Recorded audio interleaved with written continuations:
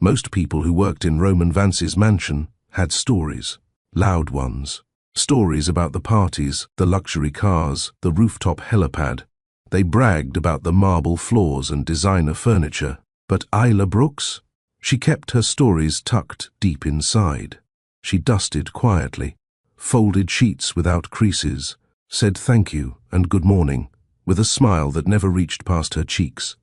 At 22, Ayla lived like someone much older, too reserved for her age, too focused. It wasn't just habit, it was survival. She had been raised in Baton Rouge, in a neighborhood where porch swings creaked louder than the people who sat on them.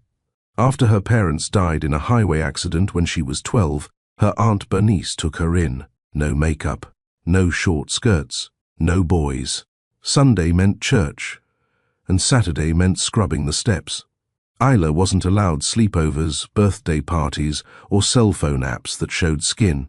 She followed rules the way some people follow GPS instructions, blindly, because there was no other way to get where you were going. She never thought she'd work for a billionaire. That's not the kind of dream girls like her had. And yet, she was hired as a live-in maid for the Vance estate through a family her church helped. She took the job because the pay was enough to send some back home, because the room she was given in the back wing had a working heater, and because the mansion, though intimidating, gave her privacy.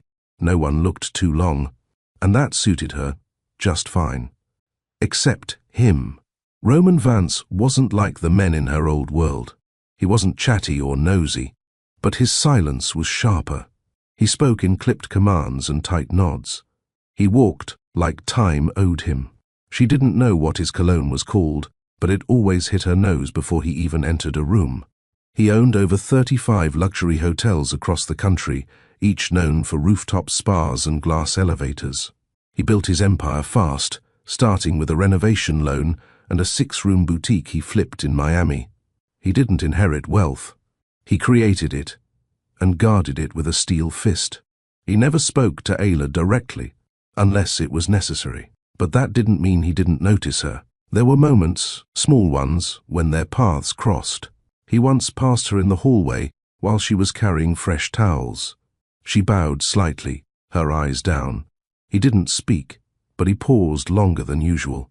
Another time, she brought his pressed shirts to his closet and found his phone buzzing on the nightstand. She placed the shirts silently and left without a sound, even though curiosity tempted her to peek. The staff whispered about Roman's past women. They were always stunning, always temporary. Models, heiresses, daughters of people with power. Some said he had a thing for dancers. Others said he had no type, just rules. Never let anyone sleep over. Never date someone twice. Never let them call him babe. Isla didn't care. That world wasn't hers. She knew how to keep her head down and her apron clean. She woke up before sunrise, made sure his breakfast orders were accurate, and helped the chef prep for any private dinners. She always left before his guests arrived and returned when they were gone. She saw herself like a ghost in the house, a shadow in sneakers. That's how she liked it, until one night changed everything. But that night hadn't arrived yet. On one humid Thursday, Ayla walked into the guest library with a feather duster and a bottle of wood polish. She loved this room. It had books older than her, some with gold-rimmed spines and hand-stitched covers. No one ever touched them. The air smelled like aged paper and floor wax. She cleaned quietly, humming a soft hymn her aunt used to sing while ironing. Suddenly, she heard footsteps behind her, not hurried, slow. She turned, startled, and there he was, Roman Vance. Shirt sleeves rolled, tie loosened, no jacket. He looked like a storm walking through a museum. She stepped aside quickly. "Good afternoon, sir." He didn't speak right away. His gaze lingered. Not inappropriately, not like those boys back home who smacked gum and made crude jokes. Roman's look was calculating, curious, like he wasn't sure what to say to someone like her. "Who chose the flowers in the dining room today?" he asked finally. She blinked. That wasn't a question she expected. "I did, sir. The florist was late. I arranged the centerpiece myself." He nodded. It worked. Then he walked off. That was the most he'd ever said to her in one go. She stood still for 5 minutes before she could resume dusting. Later that evening, while washing her uniform in the staff laundry room, she wondered why he asked, and why her hands had trembled slightly after he left. She scolded herself. She had no business wondering anything about him. Still, that one moment had broken the pattern, and in Ayla's life, patterns were everything. 2 nights later, things were off from the start. The chef called out sick. So did 2 other kitchen staff. Only Ayla stayed behind to cover dinner. Roman's usual routine was to eat alone in the dining room, answer calls, and leave the dishes untouched.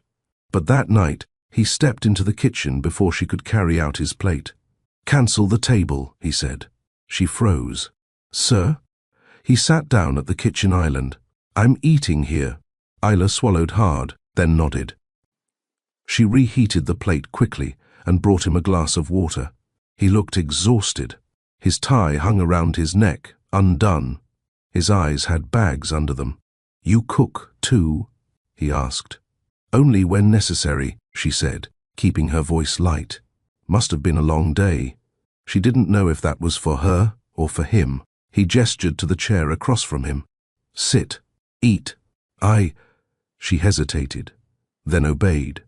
It felt strange at first, like a test she hadn't studied for. They ate in silence for several minutes. Then, out of nowhere, he asked, "Do you like working here?" She looked up, unsure how honest to be. "It's quiet, safe." "Safe?" he repeated. "That's your standard?" "For me, yes." He studied her for a long moment. "That's honest." She nodded, unsure what else to say. He leaned back. "My mother left when I was 8. Never heard from her again." She blinked, startled by the confession. "I stopped expecting women to stay after that." Ayla looked down. "I'm sorry." "I'm not," he replied flatly. "It taught me not to trust too easy." They didn't speak after that for several minutes. Then, just as she rose to clean up, he stopped her. "You're different," he said. She didn't respond, because how do you respond to that? He didn't explain what he meant, and she didn't ask. But that was the moment things began to shift, quietly, like leaves falling in a still room. Most people who worked in Roman Vance's mansion had stories, loud ones, stories about the parties, the luxury cars, the rooftop helipad.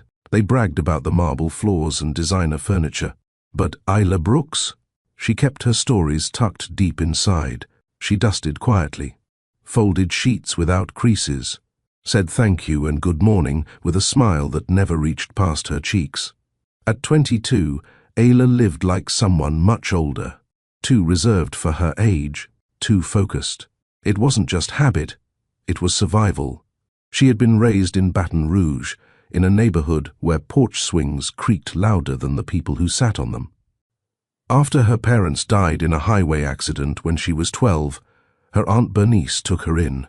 No makeup, no short skirts, no boys.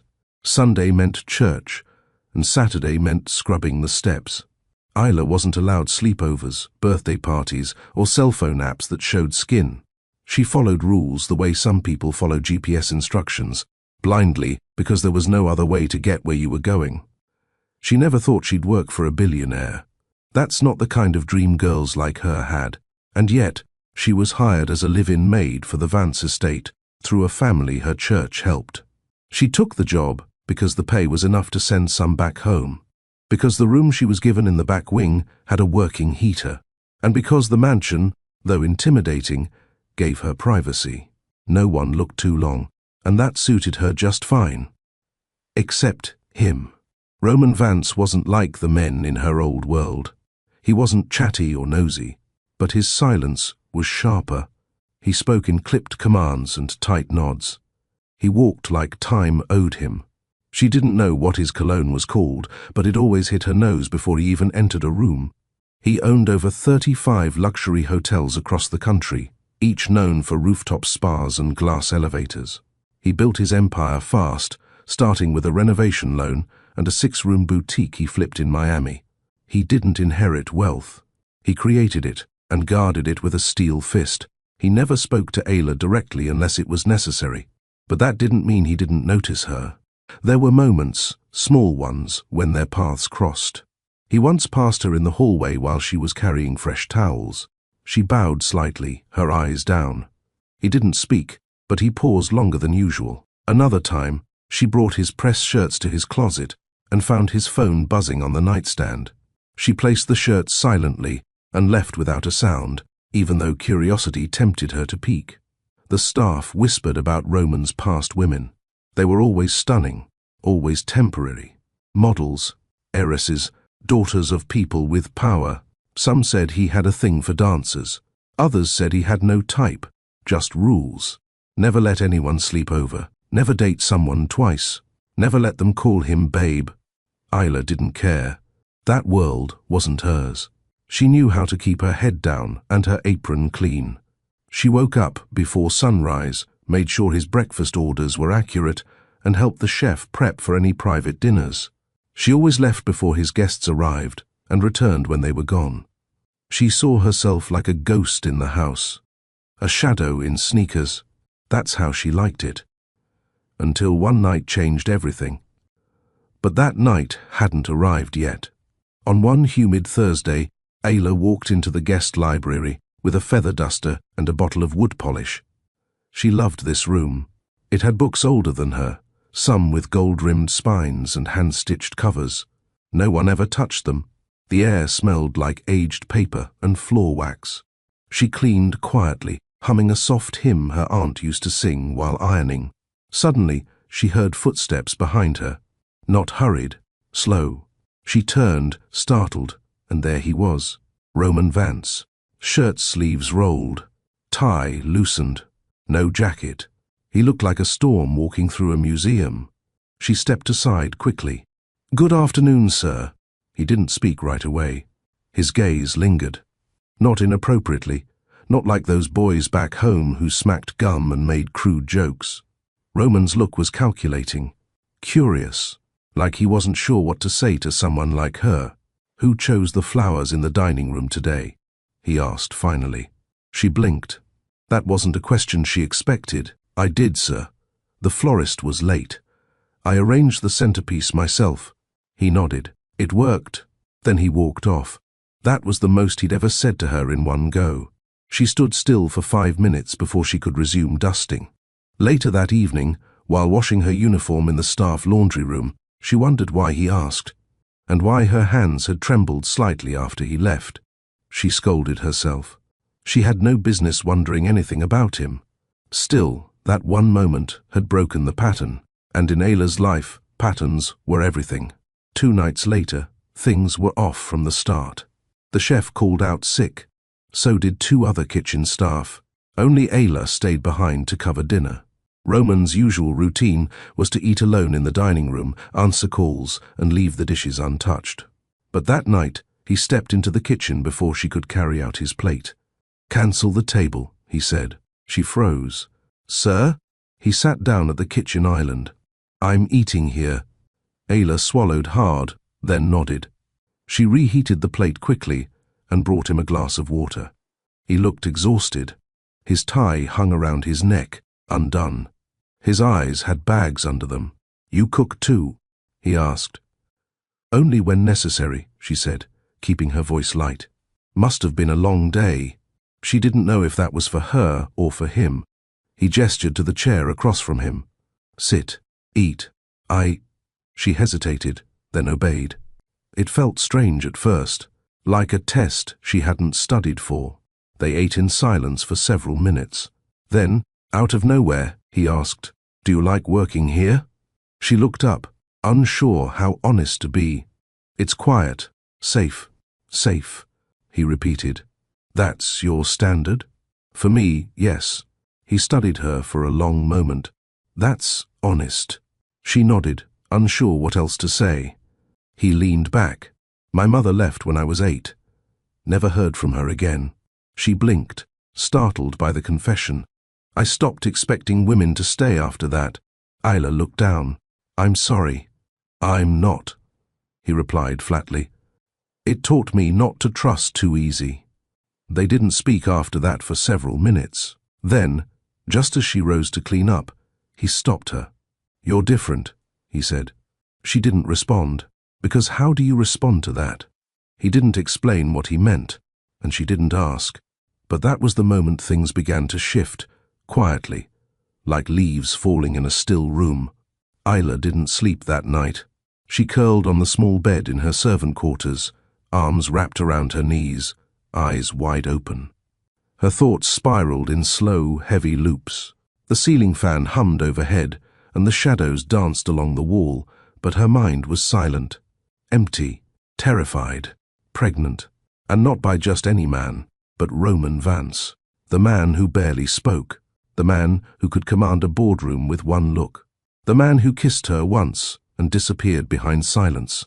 She wanted to scream, but she couldn't, because she had no one to scream to.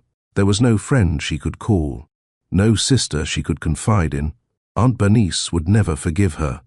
She'd spent a lifetime warning her to keep her name clean, to stay away from men who only knew power.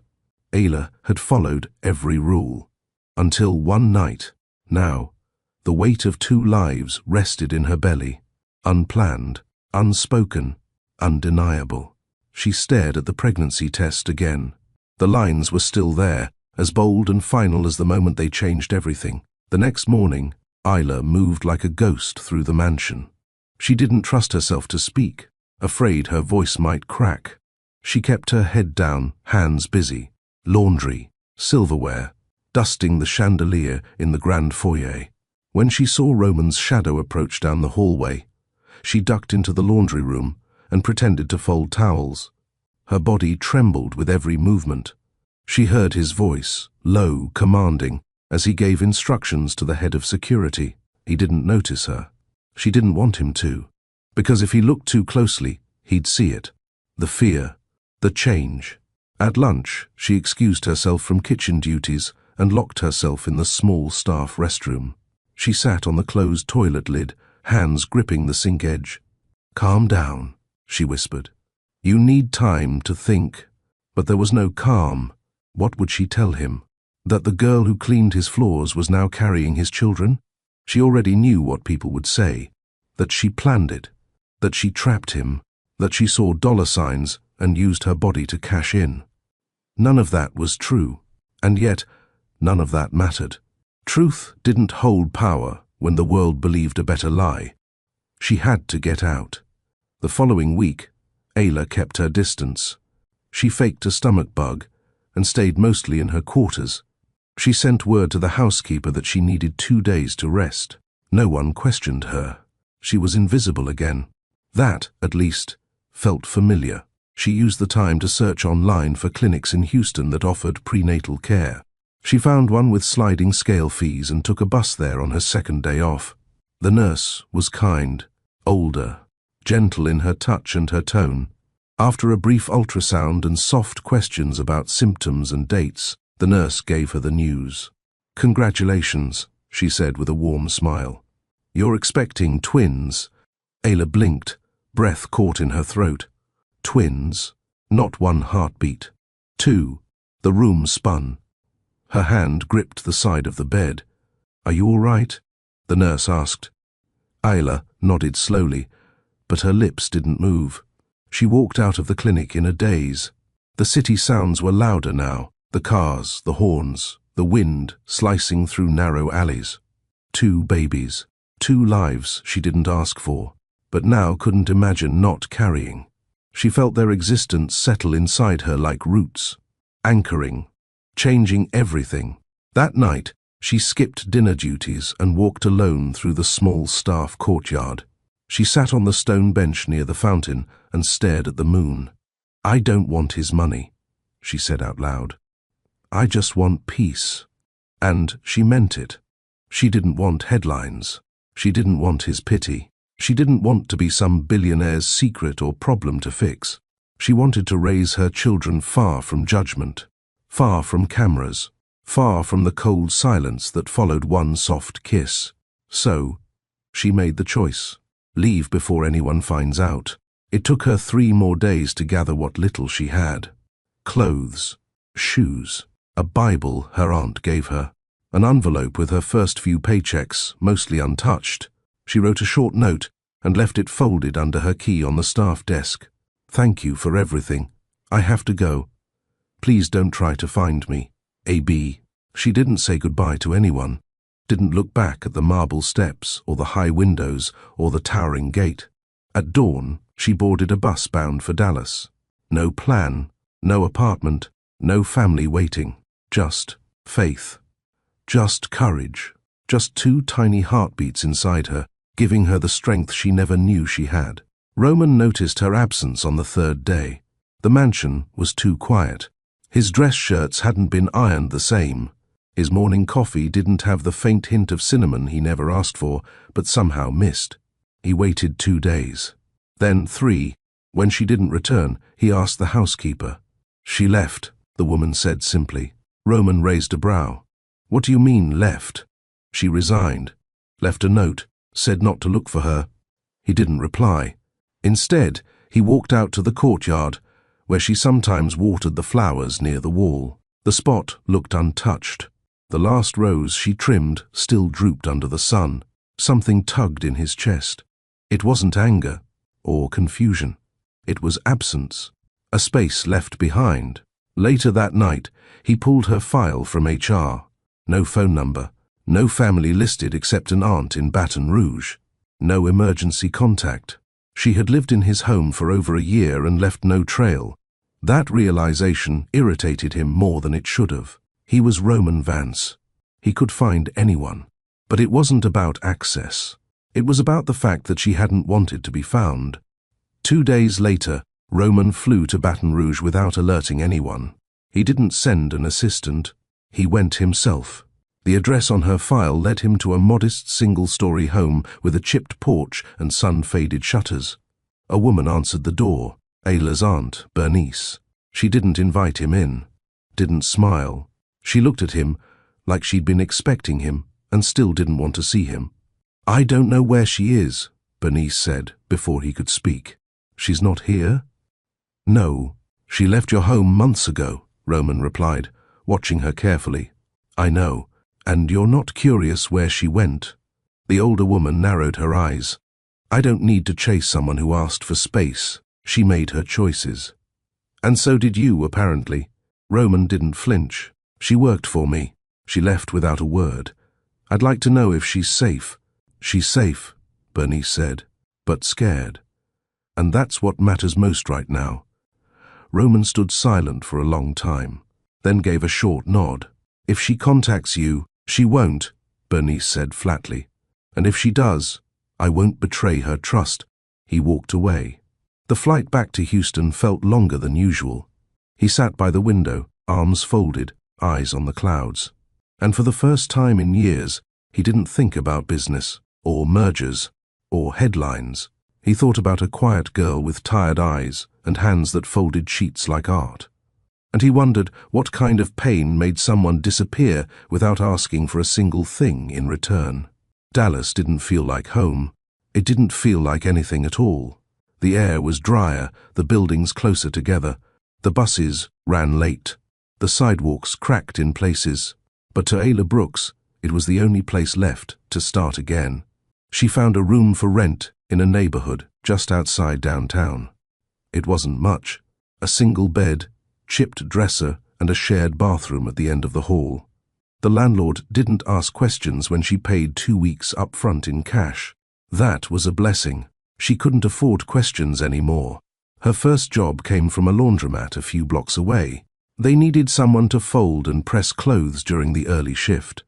It paid little, but it was clean work. The owner, Miss Trina, was a retired school teacher who now ran the place with her son. "You're soft-spoken," Miss Trina said during the interview, "but you move like someone who knows pain. That's the kind of person who gets things done."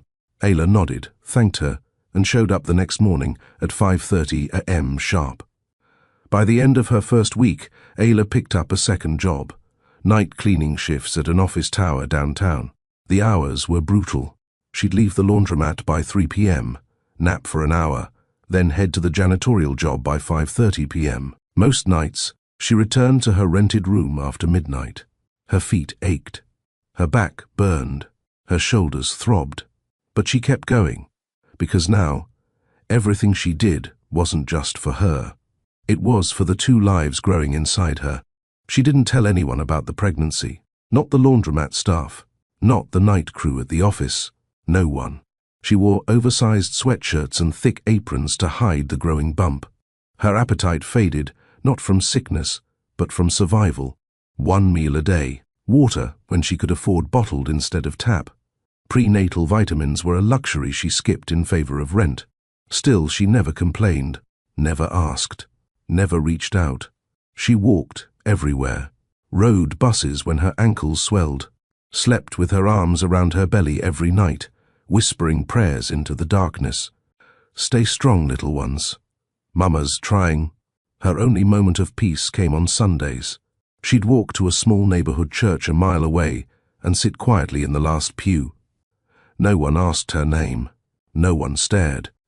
She never spoke, but she sang during hymns, even if her voice trembled. One Sunday, a woman beside her noticed her gently rubbing her stomach during the closing prayer. First, the woman whispered kindly.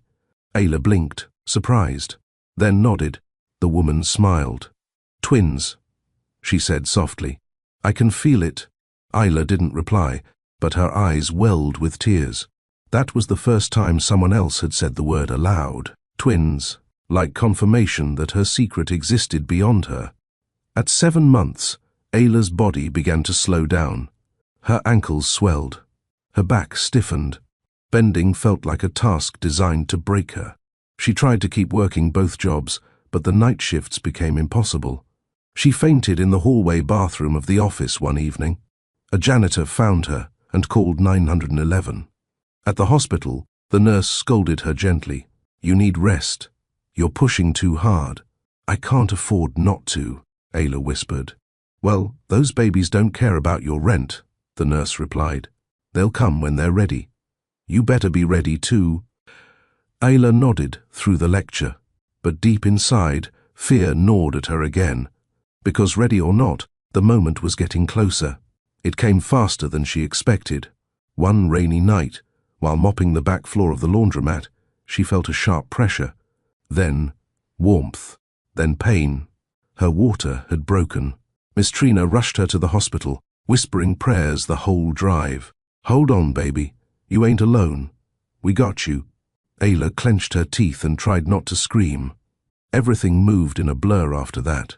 EVs, monitors, scrubs, doctors speaking in low tones. The labor lasted hours.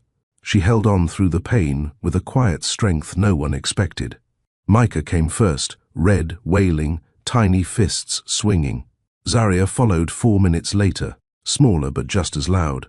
Ayla cried only once, when both babies were placed against her chest, and stopped crying at the sound of her heartbeat. In that moment, everything became real. She wasn't a maid anymore. She wasn't a girl hiding in someone else's mansion. She was a mother. The nurse came in the next morning with paperwork. "Do you have a name to list for the father?" Ayla looked at her babies, then back at the form. "No," she said quietly. "Leave it blank." The nurse gave her a knowing look but didn't push. Ayla stared at the empty space on the form for a long time after she signed it. There was a story behind that blank. A story only she knew. And for now, that was enough. She left without a trace, pregnant, alone, determined to disappear from his world forever. Have you ever made a decision so painful, yet so necessary? Ever had to walk away from someone who'd never understand the weight you carried? This isn't a story about running away. It's about standing up, even when your knees shake. But what happens when fate brings the past face to face with the truth she tried to hide? Like, comment, and share if you believe real strength is quiet. Subscribe to Mr. Charles Stories. You don't want to miss what happens when Roman learns the truth. 3 months after giving birth, Ayla finally learned how to breathe again. It didn't come easily. The early weeks were a blur of late-night feedings, diaper changes, and tears, hers and the baby's. Micah had a stronger cry. Zaria was quieter but fussier when held by anyone other than Ayla. They both clung to her like the world disappeared when she wasn't near, and she clung back, because in them She found the kind of love that asked for nothing. Love that didn't judge her for the mistakes she'd made. Love that didn't need explanations. Her body was slow to recover. She ached when she walked. Her stomach still felt foreign. She'd look in the mirror and barely recognize the woman staring back. The doctors said she was healing well, but emotionally, she felt shattered and whole at the same time. Alone, but not lonely. Exhausted, but never more awake. The hospital gave her 1 free month of postpartum checkups, formula samples, and a pamphlet with local assistance programs. She didn't apply for any of them. She was afraid of systems, of paperwork, of questions she didn't want to answer. So, she relied on herself. She moved from the rented room into a smaller apartment, a single room in a walk-up building. The landlord was a middle-aged woman named Miss Gloria, who lived downstairs and minded her business. That was exactly what Ayla needed. The apartment had no AC, and the heater groaned at night, but it had space for a crib and a second-hand rocking chair she bought from a thrift store. She painted the walls pale yellow, using leftover paint from a construction site a neighbor worked at. Micah and Zaria slept in the same crib at first. She placed a pillow between them to stop their arms from flailing into each other. Sometimes they curled toward one another in sleep, their foreheads barely touching. That's when she'd cry the most, not out of sadness, but because even in the middle of a life she never planned, there was beauty. During the day, she worked from home, sewing basic alterations for a dry cleaning business that offered delivery. A customer had complimented her folding once. The manager learned she could stitch. Soon, she was taking in pants and fixing zippers from her apartment. It wasn't much, but it paid for diapers and formula. She only left the house for groceries, doctor appointments, and the occasional walk with the twins in a second-hand stroller. She kept her head down, just like before, but now, it wasn't out of fear. It was protection. For them. Roman's name never left her lips again. Not when the twins cried. Not when they giggled during bath time. Not when Micah held her finger for the first time. Not even when Zaria rolled over and smiled at her like she was the only person who existed. Ayla had let him go. Not because she hated him. Not even because she thought he'd reject her. She let him go because she needed peace more than presence. Because whatever had happened between them wasn't real to him. It was a moment. It was silence. And silence didn't build families. One afternoon, Ayla sat on the floor folding tiny laundry while the twins napped. She turned on a soft jazz station from her old phone, letting the background noise fill the apartment. As she folded one of Micah's onesies, her eyes caught a spot of stitching on the sleeve. A button had come loose. She reached for her sewing kit, threading the needle like she'd done 1,000 times, but her fingers paused. That button came from a shirt she had altered for Roman once, months ago. He had a navy dress shirt, one of the few he'd worn more than once. The cuff had been fraying. She repaired it, perfectly matching the thread color and trimming the edge. It had been a Saturday morning. He hadn't spoken to her. Just placed the shirt on the counter and left a note that said, "Fix if possible." No thank you, no small talk, just business. That had been her place in his world, necessary, invisible, and yet he had kissed her, sat with her, shared a story about his mother that night. So why was it so easy for him to pretend afterward? Why hadn't he noticed her change, her distance, her pain? She shook her head, pressing her palm flat against the onesie to smooth the fabric. This wasn't the time to question the past. Her babies were her present, and her future. That evening, she stepped out onto the narrow fire escape to breathe in the night air. The city was loud below, cars honking, people shouting, but above, the sky was soft, still. She looked up and whispered, "Thank you." That was all. No long prayer. No list of needs, just gratitude, because even in struggle, she hadn't been forsaken. She had strength she never imagined, and the kind of peace no mansion ever gave her. The twins turned 6 months, then 9. Their eyes opened wider, their hands gripped tighter. Micah started crawling first. Zaria followed soon after, stubbornly beating her brother to the bookshelf across the room. They each had their own personalities. Micah loved lights, always staring at the bulb, the sunlight, the reflection on the floor. Zaria loved sound, her head tilted at any new music, any change in voice tone. Isla watched them grow and found herself growing too. She laughed again. She sang again. She didn't just survive, she lived. One Sunday morning, Miss Gloria knocked on her door, holding a small envelope. "This came in the mail for you. No return address." Ayla frowned and took it. Inside was a folded church bulletin from her home parish in Baton Rouge. On the back, written in clean block letters, "You're not invisible." Not to me. No name, no number. Just the message. Her heart stilled. She read it again. Then again. Her breath caught in her throat. It couldn't be him. Could it? No one else from that part of her life would reach out now. She didn't panic, didn't cry, didn't smile either. She just folded the paper slowly and tucked it in the back of her Bible. Because whether it was him or not, she still had a choice. And no matter what door tried to open next, she wouldn't lose herself again. Isla didn't tell anyone about the note. She folded it neatly and placed it between the pages of Psalms, right next to her grandmother's funeral program. That was her sacred space. The only part of her life she kept completely untouched by fear. For the next few weeks, the days moved forward as usual. Mornings were filled with baby bottles, laundry, and gentle lullabies. Micah and Zaria had started babbling more, forming sounds that mimicked her tone, even if the words didn't make sense. She loved their energy, their messy joy, their way of turning chaos into music. But every so often, while wiping down the kitchen counter or checking the mail, she thought about the letter. What if it was Roman? What if he knew? She wasn't sure how to feel about that. Isla had expected rage from Roman the day she left. But that never came. No calls, no searching, no message, not even through legal channels. Part of her believed he'd moved on, filed her absence under irrelevant, but another part, one she rarely fed, believed he didn't reach out. Because he felt something too. That maybe silence was his apology. His way of stepping back instead of stepping wrong. She shook that thought off whenever it came. She didn't have the energy to hope. One Saturday afternoon, the twins were napping in their crib when the doorbell rang.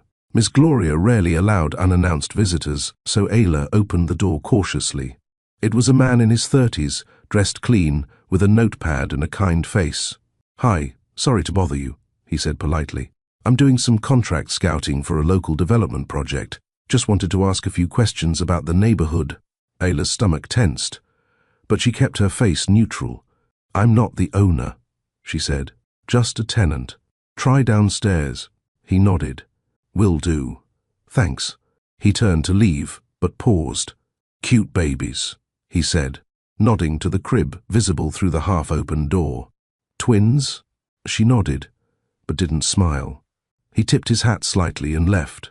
As soon as she closed the door, her heart thudded. Not because she thought he was a threat, but because her world had gotten smaller.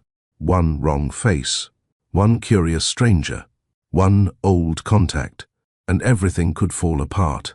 That night, Ayla stood in the kitchen, staring at a note on the fridge. It was her schedule for the week. Babysitting hours, sewing pickups, doctor appointments. Everything normal, everything stable. But her peace had a ticking clock now. She didn't know why Roman hadn't come. But she knew one thing. If he ever saw Micah, he'd know. The boy looked just like him. Same brows, same jaw, same stubborn stare when he didn't get his way. Zaria looked more like Ayla's father. Soft cheeks, round eyes, quiet gaze. But Micah? Micah was unmistakable. Across the city, Roman Vance was sitting at a polished glass desk in a penthouse suite, staring at a photo on his phone. He'd taken it during the Dallas Charity Gala a month prior. It wasn't a posed photo. It was a snapshot, captured accidentally when someone handed him a cup of champagne and bumped his elbow. The camera had caught a corner of the juice bar. 2 kids in the background, a boy and a girl, laughing, brown skin, curls. But the boy had his eyes. Roman had stared at that image more than a dozen times since. He hadn't told anyone, not his assistant, not his lawyers, not even his therapist, because it wasn't possible. Right? He remembered Ayla, how she left without explanation, how she kept her head down, but her presence somehow filled the room. He remembered the night in the kitchen, the kiss, the way she didn't flinch, didn't grab for more. The next morning, she disappeared behind her apron again, until she disappeared completely. He thought it was guilt or fear. But what if it had been something else? What if she was pregnant? He wasn't the type to assume. That's what made him dangerous in business. He verified everything. But when it came to Ayla, he hadn't verified anything. He'd respected her silence, let her leave, let her story stay closed. But now, there was a boy with his eyes, and a girl with curls just like Ayla's, and he couldn't unsee it. Back in the apartment, Ayla sat on the floor with Zaria in her lap and Micah crawling toward a picture book. The light from the window hit his face just right, his jawline, his lashes, his quiet intensity. She sucked in a breath. He looked even more like Roman now. She had hoped the resemblance would fade. That time would round out their features, blur the connection. But that wasn't happening. She reached out and gently touched his cheek. Micah turned and smiled. Ma, he babbled. It wasn't the first time he'd said it, but it hit her differently today, because she suddenly realized she couldn't hide forever. Later that night, she pulled out the church bulletin again. Read the words one more time. You're not invisible, not to me. She didn't cry, but she felt something move in her chest. For the first time in nearly 2 years, she whispered his name, Roman, not in anger, not in regret, but in recognition. He was still there, somewhere, and maybe, just maybe, he wasn't finished with their story. The annual gala for global hospitality innovation was a grand affair. It took place in the heart of downtown Dallas, inside the glass ballroom of the Lucent Hotel, one of Roman Vance's latest projects. Crystal lights glittered from the high ceilings. Strings of violins echoed through the room as servers floated by with trays of champagne and golden shrimp skewers. The guest list included developers, diplomats, investors, and the social elite of 3 major cities. Roman stood near the edge of the main floor, one hand in his pocket, the other, loosely holding a crystal tumbler with a splash of scotch he hadn't touched. He wasn't a fan of events like this, but he always showed up. Not for the cameras, for the control. His name needed to stay relevant. His brand needed to stay dominant. He didn't trust anyone to represent him but himself. Tonight, though, his mind was elsewhere. His assistant had noticed the shift weeks ago. Roman wasn't attending morning briefings like he used to. He skipped meetings for internal design revisions. He hadn't reviewed the annual report draft, which was unheard of. Something was off. Roman knew exactly what. A photograph he couldn't delete. A note that sat in his drawer unopened. A name he hadn't said in years. Ayla. The noise around him faded as his eyes drifted across the ballroom. A small children's area had been set up off to the side, a partnership gesture, with a local non-profit that served single mothers in transitional housing. The event included a surprise pop-in by volunteers who brought along a few children. Roman hadn't paid attention to the detail in the planning deck. He didn't know that meant toddlers would be here. Laughter burst from the juice table. He turned automatically, then froze. A little boy, no older than 2, was standing near the corner of the refreshments, a sippy cup in hand. Brown skin, sharp jaw, Roman's jaw, eyes locked with a seriousness too heavy for his age. Same gaze, same mouth. Standing next to him, a girl. Tiny curls, wide eyes. She bumped his shoulder as she reached for a cracker, then laughed. The boy didn't smile, but didn't move away either. Roman's hand tightened around the glass. Micah? It couldn't be. Could it? He stepped forward instinctively, but paused mid-step. Then the woman appeared. Ayla. She looked the same, but different. Her frame a little fuller, her eyes softer, but with edges sharpened by something life had taught her since she left. She held a small bag over one shoulder, gently bent down to wipe Zaria's mouth. Then she looked up and saw him. Everything in her body stilled. Roman didn't move. Neither did she. People walked between them, laughed, toasted. Cameras flashed. And yet, the air between them became a tunnel. No sound, no distraction. Just two people staring across a crowded room, with 2 years of silence hanging in the space between. He took a step toward her. She didn't run. She straightened her back, lifted her chin, and waited. They met near the corner of the ballroom, away from the cameras. "I wasn't expecting this," Roman said first. "I didn't plan it either," she replied, voice steady. "You left. I had to." "They're mine," he said. Not a question. A truth. "Yes," she said. She didn't elaborate, didn't explain. He glanced over at the twins, now sitting quietly on the floor playing with foam blocks handed out by a volunteer. Roman turned back to her. "You could have told me. You could have noticed," she replied, calm but firm. He blinked. "I didn't want anything from you," she added. "I still don't. That's not what I'm asking." "What are you asking?" "I don't know yet," he admitted. She nodded once. "Then maybe we shouldn't have this conversation here." Roman looked away briefly, then returned his gaze to her. "Can I see them?"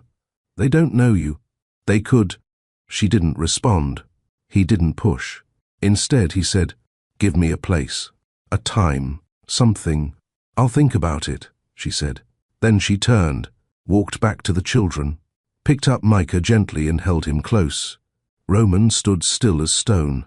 He had spent years building towers that touched the sky, but nothing ever hit him the way seeing his son's eyes in real life just did. Back at the apartment, Ayla barely spoke a word as she put the twins to bed.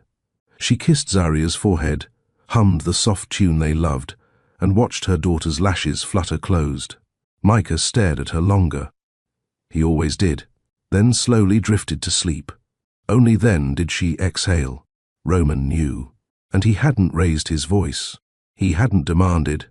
He just stood there, with eyes full of something she hadn't expected. Regret. Or? She didn't know. But she knew one thing. The truth was no longer hidden, and nothing would be the same again. Ayla didn't sleep that night.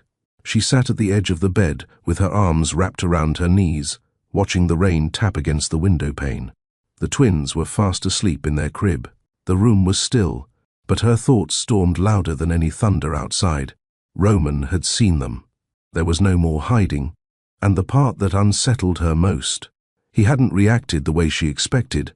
No shouting, no accusations, no threats about custody or public image.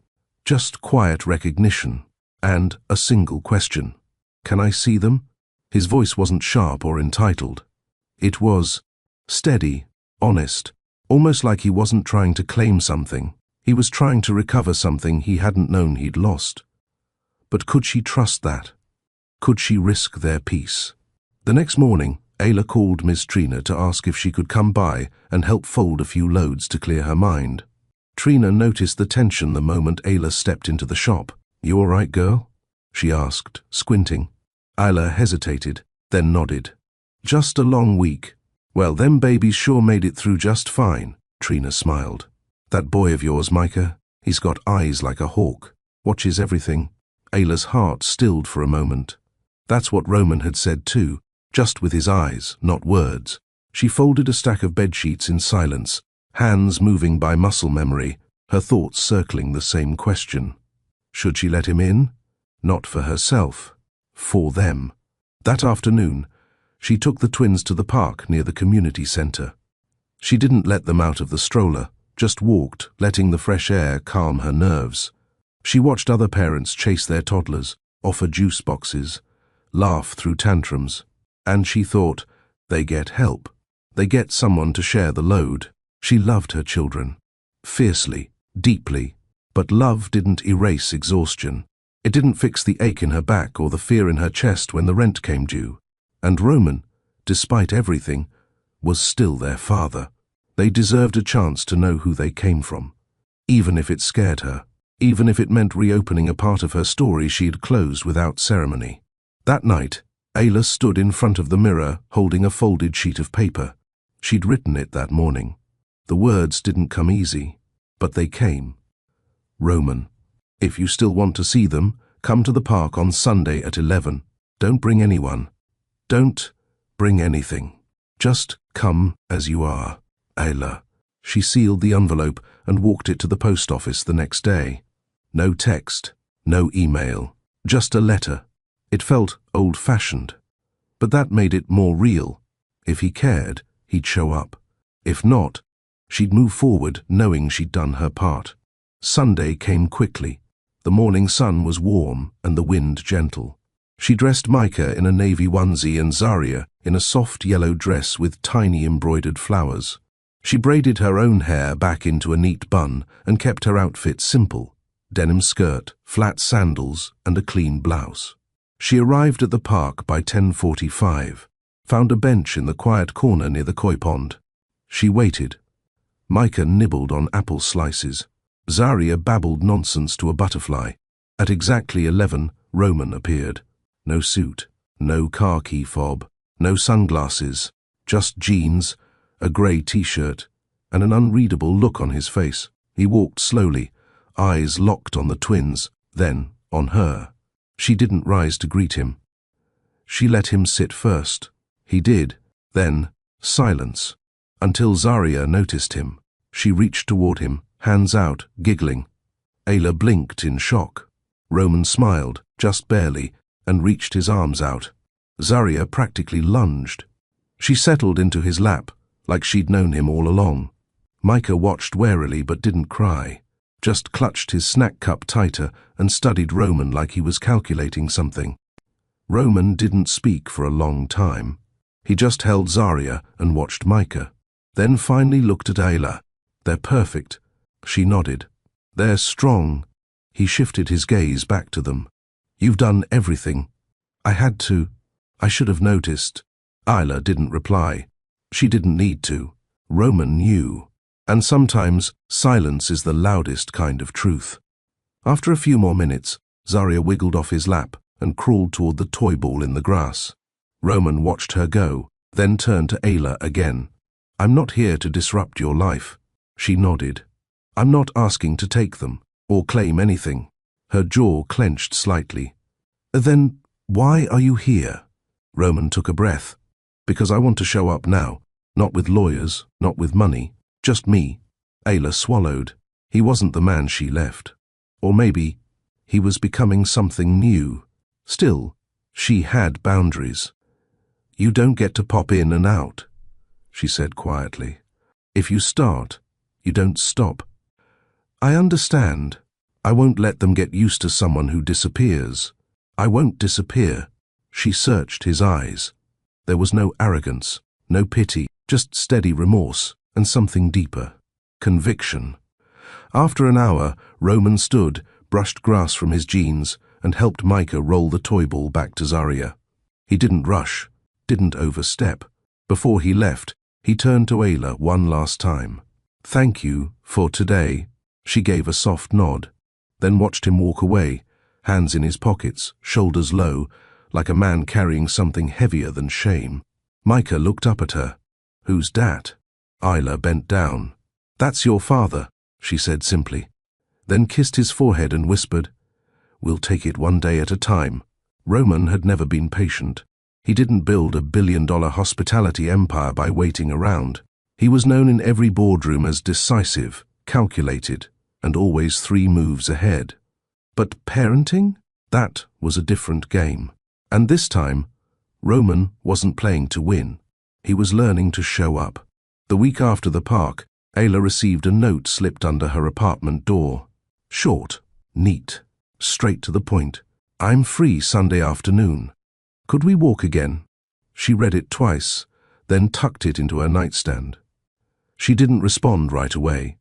She waited 4 days, not to play games, but to think.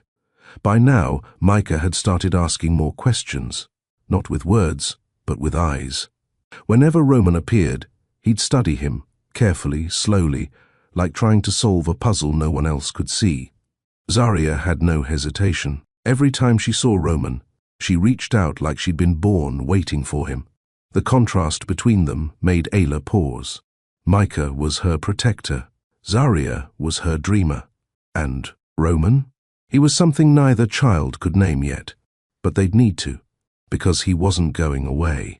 That Sunday, they met at the park again. Same bench, same time. Ayla wore a soft beige dress and white sneakers. Her hair was pulled back into a neat scarf. Roman wore a black polo and jeans. He brought nothing but himself. They walked slowly under the tall trees while the twins toddled just ahead, hands reaching for the breeze and low-hanging leaves. "Micah watches me," Roman said. "He watches everyone," Ayla replied. "No. He studies me," Ayla nodded. "He's cautious. Like you." She glanced at him.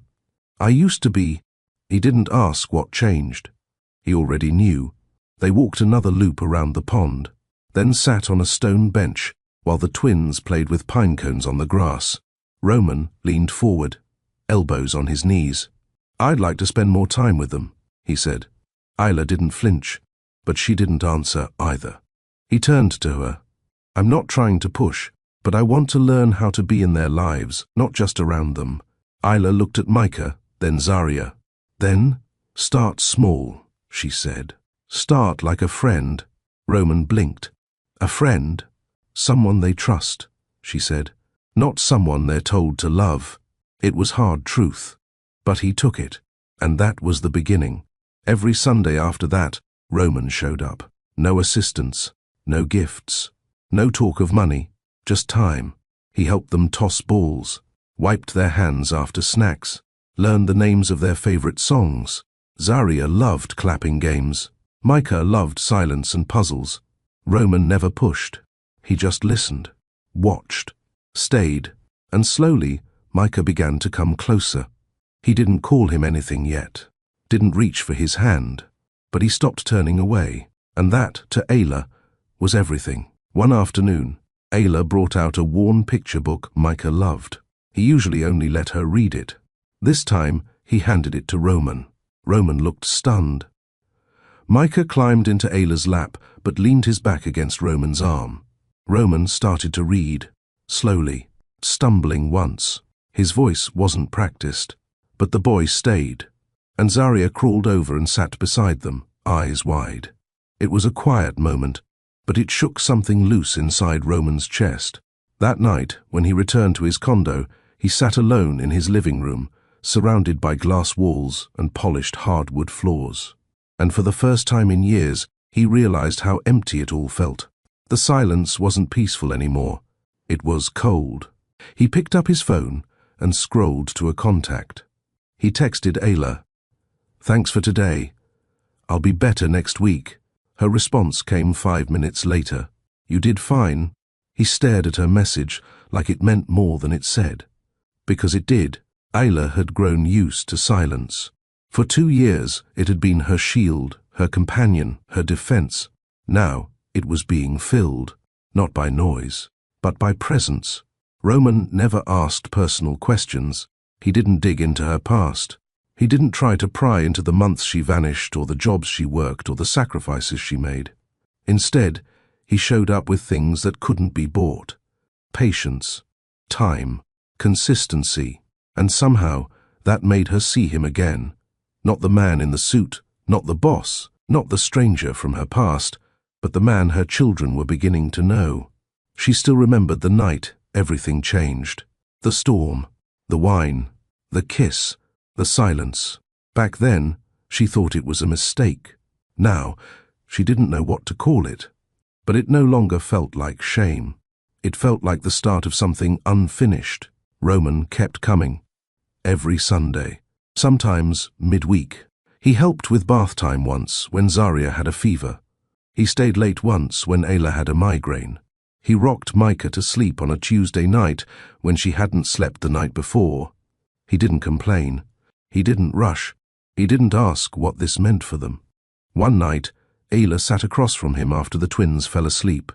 They sat on opposite sides of her small couch, 2 empty mugs on the table, the soft hum of an old ceiling fan above them. She looked at him, really looked. Roman had always been handsome, but now he looked tired in a human way. Less polished, more real. "You've changed," she said. He turned slightly. "How?" "You listen now." "I should have listened before."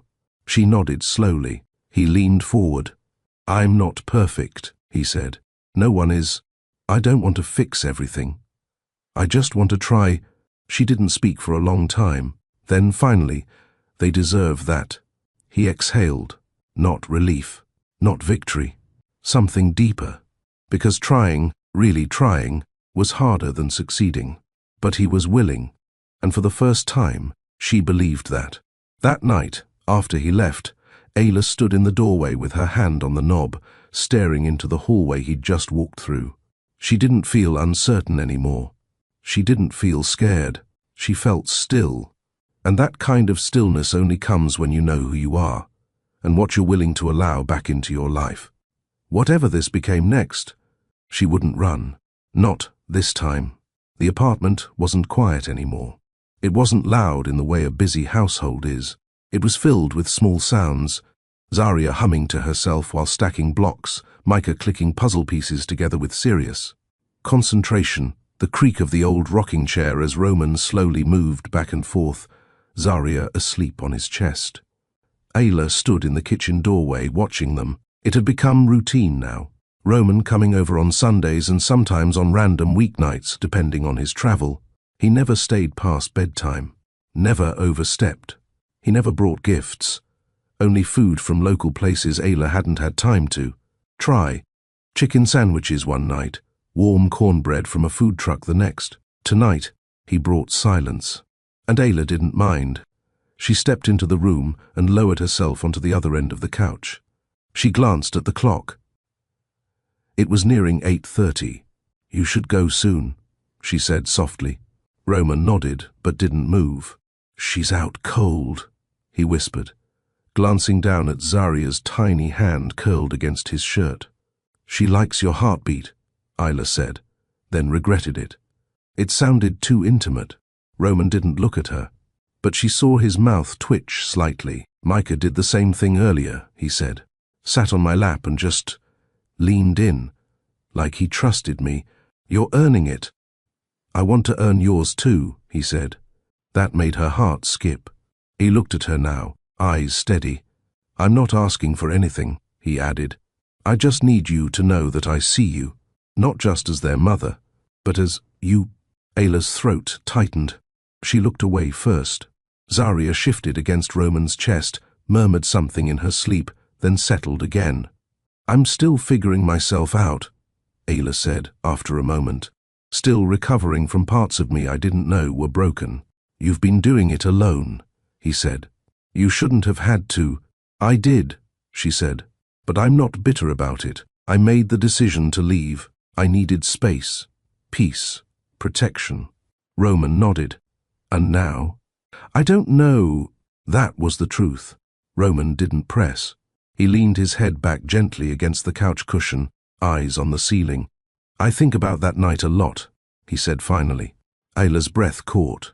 She knew which night he meant. The storm, the wine, the kiss, the soft touch that shouldn't have happened, but did. "I never intended for it to go that way," he continued. "I didn't know what I needed that night, but I knew I didn't want to be alone. And you were there. You weren't trying to fix me or flatter me. You were just present." Ayla didn't interrupt. Her chest ached in places she thought had hardened. Roman turned his head slightly. "I wasn't fair to you afterward. I disappeared behind silence. And I regret that." Her fingers traced the hem of her sleeve. "I didn't need an apology," she said. "I needed you to see me." "I do now." Zaria stirred, then slowly blinked awake. She looked up at him sleepily, then at Ayla, and reached for her mother. Ayla gently lifted her from Roman's chest. "She'll sleep better in her crib," she whispered.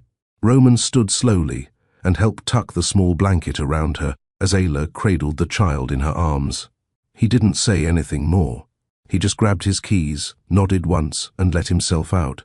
Ayla stood in the hallway a moment after the door closed. Everything inside her felt quiet, not hollow, not afraid, just quiet. The next morning, Roman texted her. "I'll be in Houston Wednesday for a meeting. Can I call after?" Ayla typed slowly. "Only if you're calling to say goodnight to them." "Not to me," Roman replied instantly. "That's all I want." And it was. Later that night, he FaceTimed. Zaria squealed when she saw his face on the screen. Micah pointed at the phone, then shyly hid behind Ayla's arm before peeking out again. Roman didn't rush the call. He asked about their day, made them laugh with silly faces, and ended the call with, "Good night, Zaria." "Good night, Micah. Sweet dreams." Ayla stared at the phone after the screen went dark. Her children were loved, seen, and so was she. The following weekend, Roman asked to take them out for the afternoon. Just the three of them. Ayla hesitated. She wasn't ready to let them go off completely. But they compromised. A trip to the botanical gardens, 30 minutes away. She would join them at the start and meet them at the end. She packed extra wipes, snacks, and emergency contact slips. Not because she didn't trust him, but because she couldn't turn off the part of her that had done everything alone. At the drop-off point, Roman took Micah's hand with gentle confidence and lifted Zaria onto his shoulders. "Call me if anything changes," Ayla said. "I will," he replied. Then he paused. "Thank you for trusting me." She didn't say anything, just gave a small nod and watched them walk away. And for once, she didn't feel like something was being taken from her. She felt like something was returning. That evening, when Roman brought them back, the twins were full of stories. Zaria talked about butterflies. Micah proudly showed her a sticker badge from a scavenger game. Roman waited while Ayla put them down for bed, then stood near the door, hands in his pockets. "I don't know where we go from here," he said softly, "but I'd like to keep showing up." Ayla leaned against the wall, tired but not guarded. "We'll take it slow," she said. He nodded, and left without asking for anything more. That was how healing looked now. Not grand gestures, just honest steps, one day at a time. Roman stood in front of Ayla's apartment door with a plastic bag in one hand and a folded children's book in the other. It was a quiet Thursday evening, the sun still stretching over the rooftops in gold slants. He knocked twice. Ayla opened the door with a towel over her shoulder and a half-braided section of Zaria's hair in her hand. The little girl peeked out from behind her leg and squealed when she saw him. "You're early," Ayla said, raising an eyebrow. "You said 6. It's 5:53. She let out a soft laugh and stepped aside to let him in. Zaria reached for him immediately. Micah, seated at the dining table, looked up from his toy car, but didn't rush over. He gave a small nod instead, a gesture that had become his own version of hello. Roman handed Ayla the bag. "I brought their favorite, roasted sweet potatoes and grilled chicken. From that spot near the center, you remembered? I pay attention now." Ayla turned toward the kitchen to warm the food. Roman dropped to the floor with the kids, helping Zaria fix a missing wheel on a plastic stroller while Micah slowly rolled his car across the rug with quiet concentration. 15 minutes later, they sat down to eat, with Ayla cutting Micah's food into small squares and Roman helping Zaria hold her cup. There was no big conversation, just the clatter of spoons and sippy cups. But it felt right. After dinner, Ayla set up a small activity mat and pulled out a matching game. Roman watched her carefully place the tiles, explaining the rules to the twins with the patience of someone who had done it 100 times. "You ever play this before?" she asked him. "No. You're about to lose." She smirked. He smiled. And lost. On purpose the first time. Then, genuinely, the second. Zaria giggled every time she turned the wrong tile. Micah frowned when he missed a match but clapped for his sister anyway. Roman leaned back on his hands and looked at Ayla. "You're good at this." She raised a brow. "At matching games? At raising people?" She paused. Her fingers froze above a tile. "You don't know what I gave up to get here." "I know I'm late," Roman said, "but I'm trying to catch up the right way." That stayed with her all night. After the kids went to bed, Roman helped clean the dishes while Ayla wiped down the counters. They moved around each other easily, without needing to speak much. As she rinsed the last plate, Roman leaned against the fridge. I was offered a project in Chicago. Hotel chain expansion, 6-month build. She dried her hands. Are you taking it? I said no.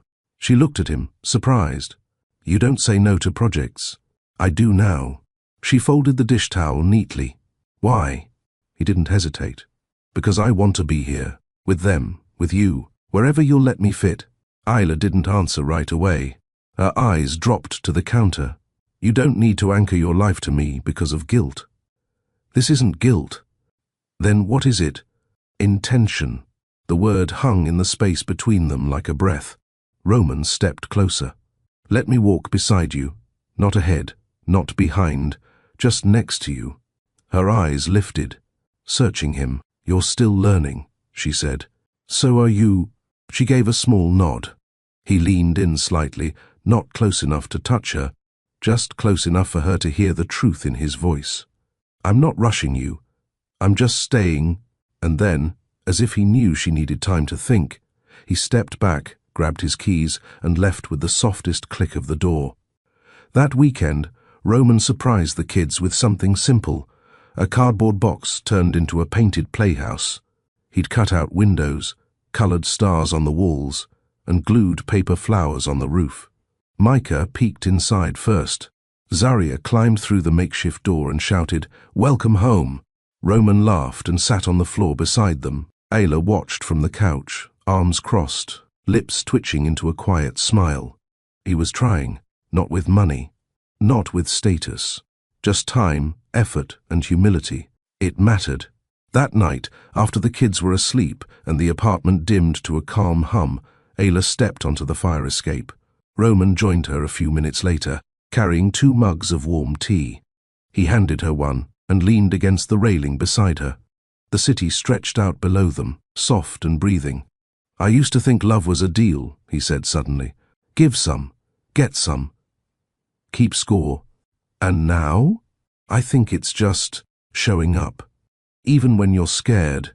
She didn't respond, not because she disagreed, but because part of her had spent so long doing the same thing, showing up, alone. She looked at him. Do you think you're ready for more than weekends and game nights? Yes. She nodded. Then we'll start there. His eyes searched hers. And what about us? Ayla sipped her tea, steady. One day at a time. Roman smiled, because for the first time, she hadn't said no. And sometimes, that's more than enough. The weeks that followed felt like rhythm. Not routine, because nothing with toddlers ever stayed predictable, but rhythm, a natural, steady beat that gave Ayla space to breathe and Roman room to grow. He came over every Tuesday after work and every Saturday morning. Some weeks, he'd call between meetings just to hear Zaria's babble or Micah's single-word updates about trucks and apples. He didn't just play the part of a father, he became one diaper at a time, one storybook at a time, one sleepless teething night at a time. Roman started keeping an extra set of clothes in a drawer at Ayla's place, not because he stayed over, but because he helped clean, feed, hold, soothe, and those things didn't care if your shirt was designer. One evening, after Micah fell asleep on his chest, Roman stayed longer than usual. Ayla didn't rush him out. She didn't offer explanations or warnings. She simply sat beside him, her body close enough that their shoulders touched. It was the first time in a long while she didn't feel the need to protect herself from him. He looked over at her, eyes tired but soft. This is the happiest I've ever been. She didn't say anything. He didn't need her to. He reached for her hand, slowly, gently, and she let him hold it. That was the moment. No grand speeches, no romantic pressure, just 2 people who had built something real, brick by brick, day by day. And for the first time, there were no walls between them. A few days later, Ayla got a call from the childcare center she'd been waitlisted on for months. Good news, the voice chirped. We have space for both children. Full time. Ayla's stomach flipped. She'd been praying for this. But now that it had arrived, a strange sadness came with it. She looked at the twins, Micah tracing the edge of a cardboard book, Zaria humming to herself beside the laundry basket, and wondered how she'd function without their voices in the background all day. That night, she told Roman, they got in. His eyes lit up. That's amazing. You'll have time to rest. Maybe even work again if you want. She nodded. That's the plan. You okay? I think so. He reached across the table and rested his hand on hers. Just because things change doesn't mean you lose them. She looked up. I know. And she did. But knowing didn't stop the ache. The day she dropped the twins off, Roman came with her. They walked through the cheerful building with walls covered in finger paint and alphabet charts. The twins clung to Ayla's legs at first, then slowly wandered off, toward the toys and the kind woman with gentle eyes and soft hands. Roman crouched beside Micah. We'll be back later, okay? Micah nodded once. Zaria kissed Ayla's cheek, then blew one to Roman. Ayla stood at the doorway for a full minute after the kids were out of sight. You did it, Roman said softly. No. We did. She didn't realize she'd said we until after the words left her mouth. Roman didn't react. He didn't need to. That one word, we, meant more than any confession. Later that evening, Roman offered to cook dinner. Ayla laughed. You cook? Don't insult me. I made microwave lasagna in college. Real gourmet. She rolled her eyes. That's not cooking. I've leveled up since then. He ordered from a soul food place instead. When it arrived, they sat on the floor with plates balanced on their knees, watching an old movie with the sound low and the windows open. It was simple, it was soft, and it felt like a beginning. After they cleared the plates, Roman turned to her. I've been thinking, he said, about us, this, the kids, everything. Ayla waited. I don't need a contract to be here. I don't need a title. I just need to know I'm wanted. She set her cup down. You are. I want you to feel safe with me, he added. Not because we have a label. Because I've earned it. You are, she said again. Roman leaned forward, kissed her forehead, and sat back. No rush. No pressure. Just presence. And for the first time since that stormy night years ago, Ayla didn't feel like she owed anyone silence. She felt seen, and seen was enough. 3 days later, she woke to find Roman in the living room with both kids asleep on his chest. The morning light came through the windows softly. He was in the same clothes as last night. He must have fallen asleep during story time. She stood in the hallway for a while, just watching. She hadn't planned this life, but she wouldn't trade it. Not now. Not ever. Because sometimes, what starts in silence becomes the loudest kind of love. He was never supposed to be a father. She never planned to see him again. But now, they've built a bond no contract could ever offer. Have you ever trusted someone slowly, after years of carrying everything alone? Have you ever let your walls down piece by piece? This isn't about romance, it's about presence, about what happens when someone finally shows up and doesn't walk away. Would you give someone a second chance, not with their words, but their consistency? Share your thoughts in the comments. Like if you believe real love is earned. Subscribe to Mr. Charles Stories. You won't want to miss how their story unfolds. The evening air in Dallas had started to cool. Summer was slowly giving way to softer breezes, and the sun no longer hung high into the night. On a quiet Thursday, Ayla stood by her window, arms folded, watching the sky change color behind the rooftops. Roman was late, not unusually so, but it wasn't like him. He always texted when work held him back or traffic got thick. She checked her phone. Nothing. Micah was on the floor arranging blocks by color. Zaria had fallen asleep early after skipping her nap at daycare. The house was calm, but Ayla's chest wasn't. She didn't realize how much she'd begun to rely on him until the rhythm changed. By 7:40, she was about to call him when a knock came at the door.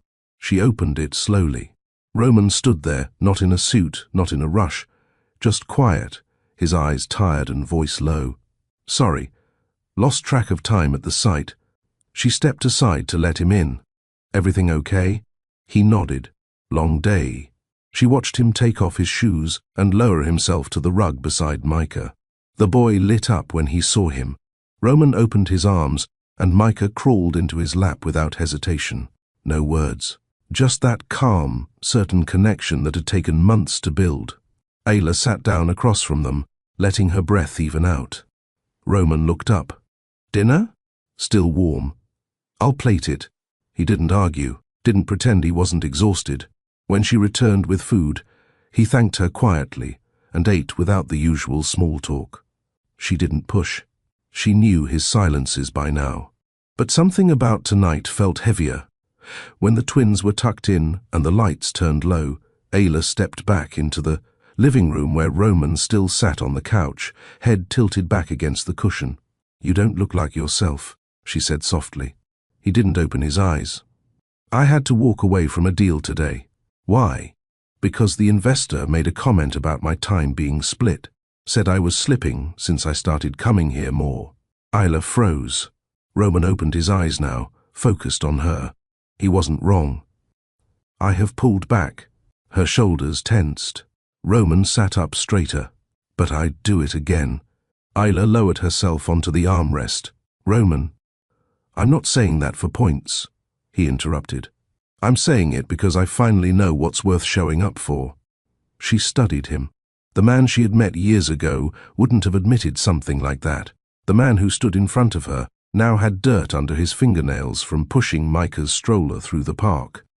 He had laugh lines starting to form from Zaria's endless games.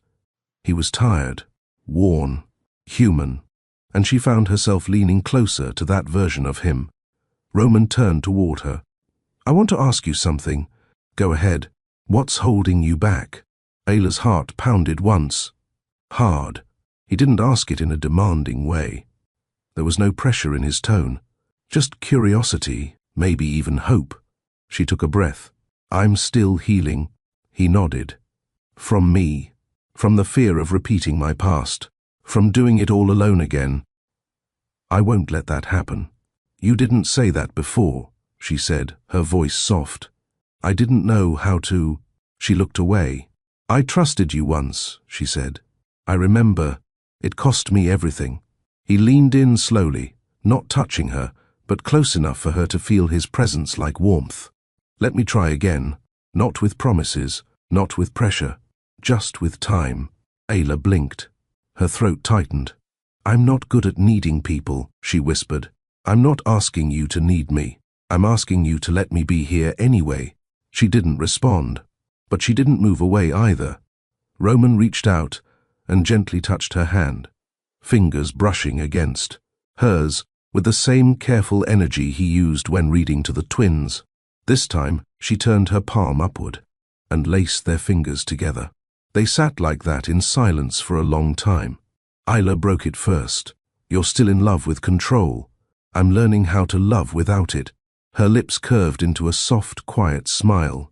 Roman reached up with his other hand and touched her cheek, slow, hesitant, honest. She closed her eyes, and for the first time in nearly 3 years, she let someone hold her without defense. Roman didn't kiss her. He didn't rush anything. He just held her face and rested his forehead against hers. And it was enough. It was more than enough. Because love didn't need to be loud to be real. Sometimes, it just needed to stay. For the next few days, Ayla carried a quiet stillness inside her. It wasn't fear. It wasn't confusion. It was peace. The kind of peace that doesn't come from certainty, but from finally trusting.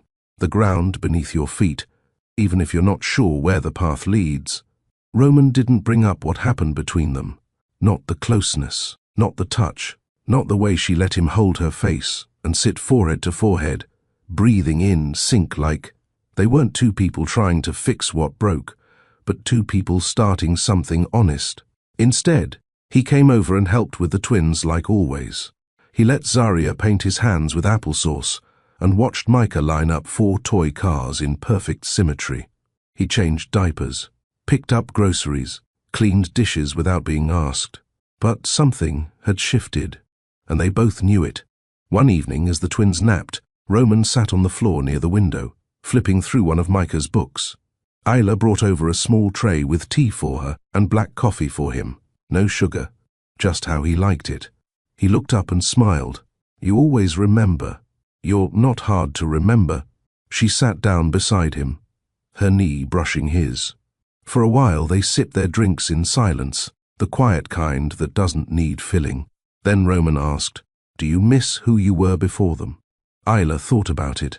"No," she said after a moment. "I think I became who I was meant to be when they came." He nodded, fingers tapping his cup. I think I stopped being who I thought I was supposed to be," he said, "and started becoming someone they could depend on." Isla set her mug down and turned slightly. "They don't just depend on you," she said. "They light up when you walk in. They feel safe." Roman looked over at her. "I want that to be true for you too." She didn't look away. "It's getting there." He reached over slowly and touched her hand again. Not claiming, just connecting. Isla didn't pull away. "You've been patient," she said. "I wasn't always. You are now. That's because I know what I stand to lose if I'm not." That made her heart tighten, not from pain but from truth. She nodded once, then whispered, "Do you want to stay for dinner?" Roman's eyes searched hers. "Just dinner?" A hint of a smile touched her lips. "Don't push it." He smiled back. "I'll set the table." That evening, they ate a simple meal: spaghetti, steamed vegetables, and warm bread. The twins clapped when Ayla sprinkled cheese over their bowls, and Roman helped Zaria tuck a napkin into her shirt collar. They laughed, talked, let go, and for the first time in a long time, it felt like a family. Not forced, not fake, just right. After dinner, Ayla played soft music while Roman held Micah in his lap, bouncing him gently as Zaria danced in circles. Ayla watched from the kitchen, arms crossed, face relaxed. This was her life. This was her peace. And Roman? He was no longer on the outside looking in. He was in it, with her.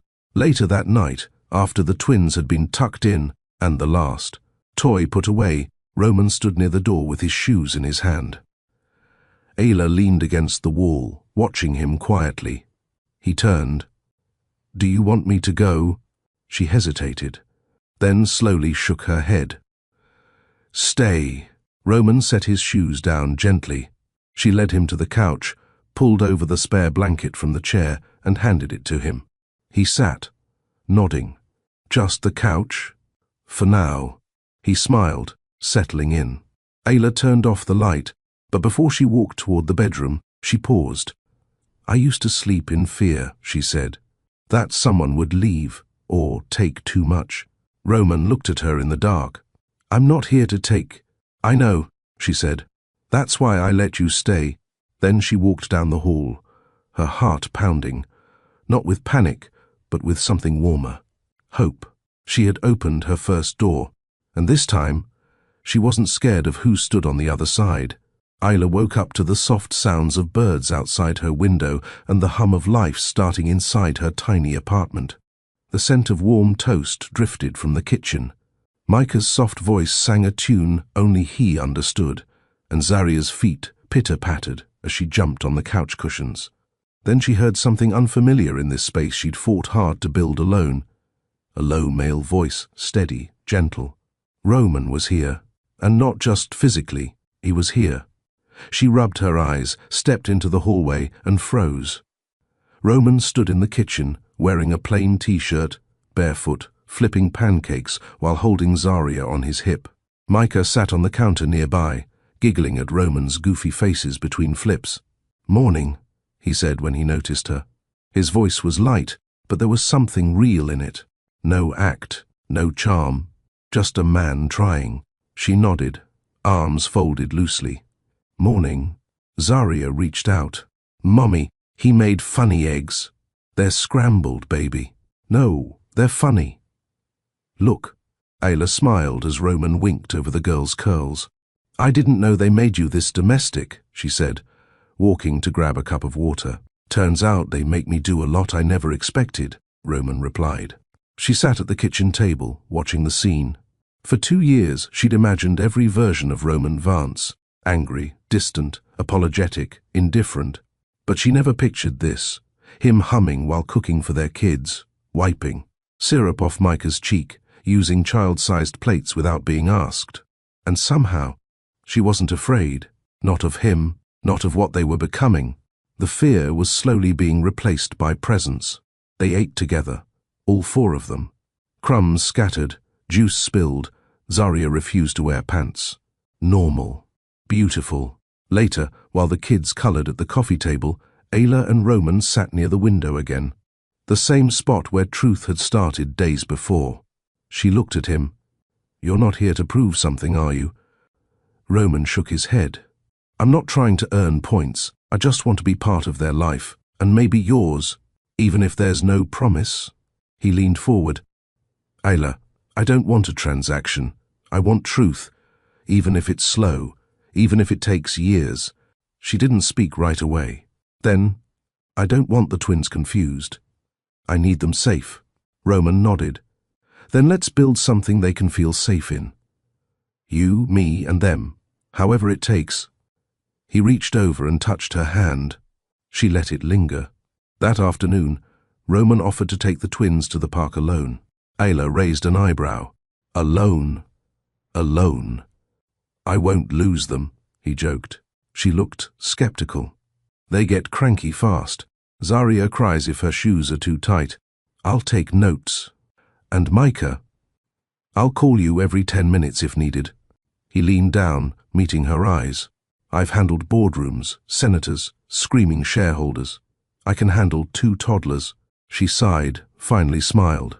"Fine, but if they come back sticky, I'll never let you take them again." He grinned, scooped Zaria into one arm and Micah into the other. "Let's go, team." Ayla watched from the door, arms crossed. It felt strange to watch them walk away.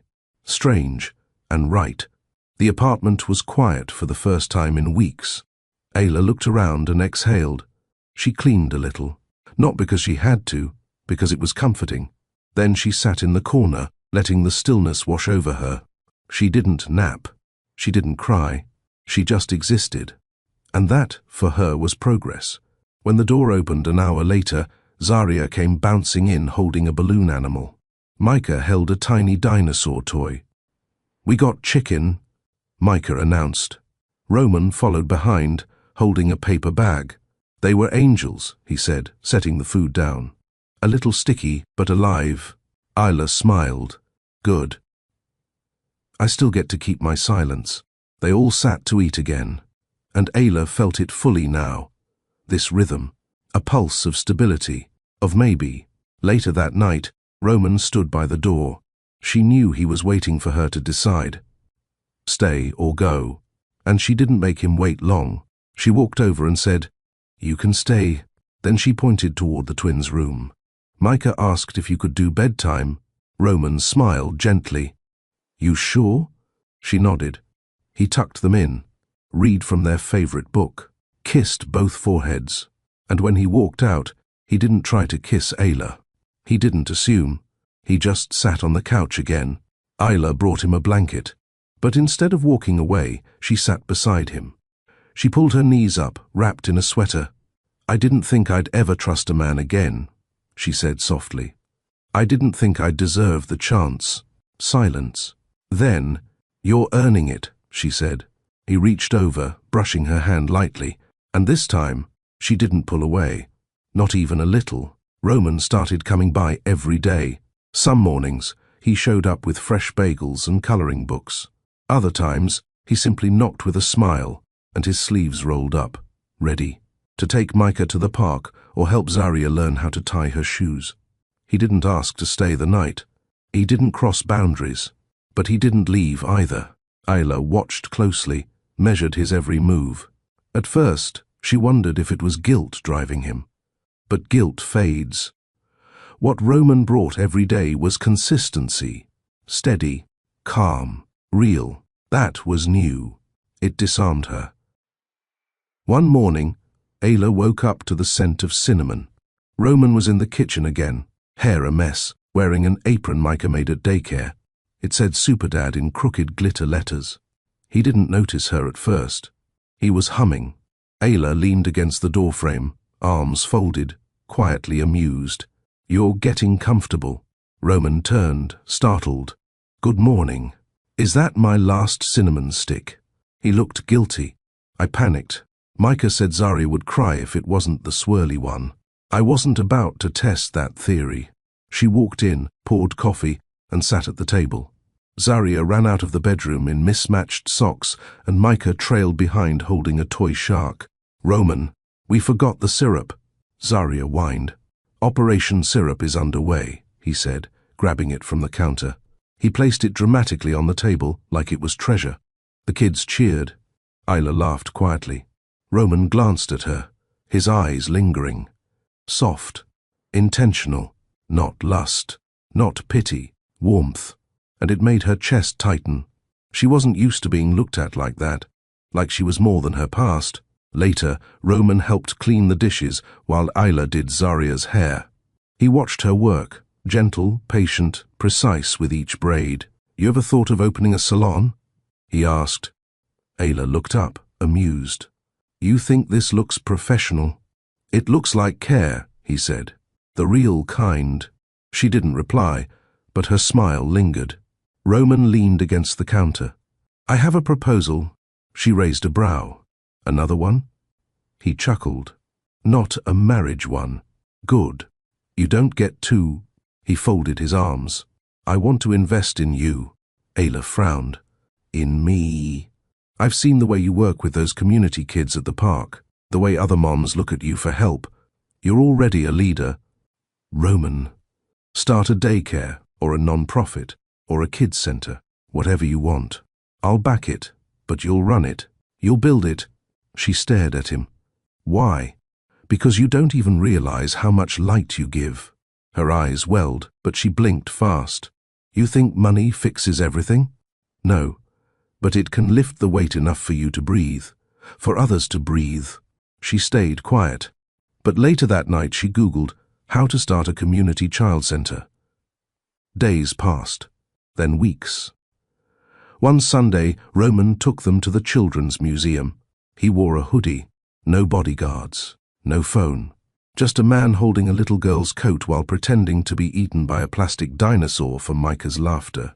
They took pictures. One of them, the four of them, huddled close, stayed on Ayla's phone screen. She didn't change it. Not anymore. Then came the question Micah asked one night while brushing his teeth. "Is Mr. Rowe my daddy?" Ayla froze. He was brushing like it was nothing. Zaria was singing beside him. She knelt slowly. "Yes, baby. He is." Micah nodded like it was the most normal thing in the world. "Okay. He's fun." Zaria giggled. "He calls me Banana Pants." Ayla laughed, heart tight. Children didn't complicate things the way adults did. They accepted love wherever it was planted. Later that night, after the twins fell asleep, Roman stood by the window again. Ayla handed him a glass of water. "You heard him?" Roman nodded. "I didn't expect it. I've been wondering when they'd ask. Thank you for not hiding it. You earned the truth," she said. He looked at her then, his eyes full of something she couldn't describe. "You scare me," he said. That startled her. "Why?" "Because you make me want things I thought I didn't deserve." She stepped closer. "You're not the only one scared." "I know." He reached for her hand. She didn't pull back. They started spending weekends together. Family markets, bookstores, quiet dinners at home. The world didn't know. There were no headlines, but they were building something. Roman read parenting books. He installed a car seat himself. He started learning how to braid Zaria's hair. He even showed up to Micah's preschool orientation, dressed in jeans, nervously introducing himself as Roe, Micah's dad.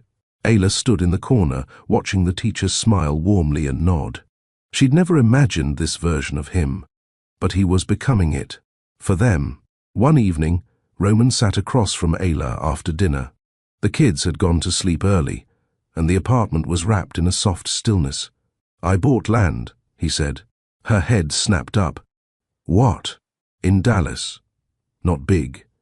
Just enough to build a small center. Ayla's mouth parted. You were serious? I meant every word. But only if you want to. She stared at him, then nodded slowly. I do. He smiled. Then we start tomorrow. The next morning, they visited the land. Flat, untouched, waiting. Zaria ran in circles. Micah collected rocks.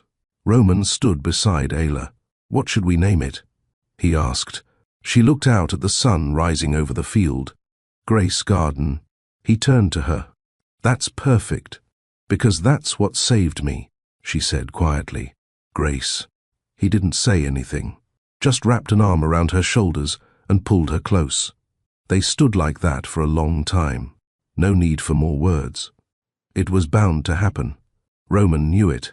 He just didn't expect the storm to hit during a pancake breakfast with Zaria drawing hearts on his arm in syrup. His phone buzzed. He ignored it. Buzzed again. Then again. He checked. 3 texts from his assistant, 1 from his head of PR, and a 4th from a journalist he hadn't spoken to in years. Subject line, your secret twins. Leaked footage. Roman went cold. Across the table, Ayla was tying Zaria's curls with a pink scrunchie. Micah was humming. He locked his screen and stood. Everything okay? Ayla asked. He nodded slowly, but the color in his face drained. I need to make a call. He stepped out. By the time he returned, his expression had changed. Hard lines on his face. Ayla noticed. Roman.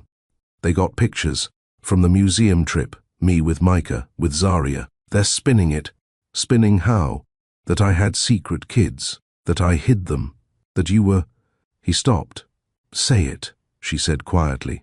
That you were a paid woman I knocked up and abandoned. Her jaw clenched. Roman threw his phone across the couch. I'll shut it down. Every paper. Every site. I swear it. Ayla folded her arms. Why does this keep happening? Why does the world only see what fits their narrative? Roman sat heavily. Because truth is quiet, and scandal is loud. She looked at him. Tired, disappointed, scared. Not for herself. For her children. They're going to see this, Roman. Maybe not today, but one day. He stood. Then we change the story now. How? We speak. That night, Roman's publicist called again. They're holding back worse headlines, unless we release a statement. Roman replied calmly, schedule an interview. A live one. No scripts. The woman on the other end froze. Roman. No edits. No filters. I'll tell the truth. Start to finish, the call ended in silence. Ayla sat beside him, silent for a long beat. You sure? He nodded. The world doesn't get to define us. The interview aired 2 days later. Ayla watched from their apartment with the twins asleep in the next room. Roman wore no suit, just a simple button-up, open collar, no watch, no flash, just him, a man telling his story. He admitted everything. The night he met Ayla, the shame of not stepping up when he should have, the realization that love wasn't always loud, but it was always real. I didn't find a housemaid, he said on camera. I found a woman who carried the weight of 2 children without a single complaint.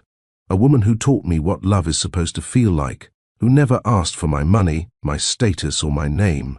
She just wanted peace, and now I want that too. With her, with our children, fully. Publicly.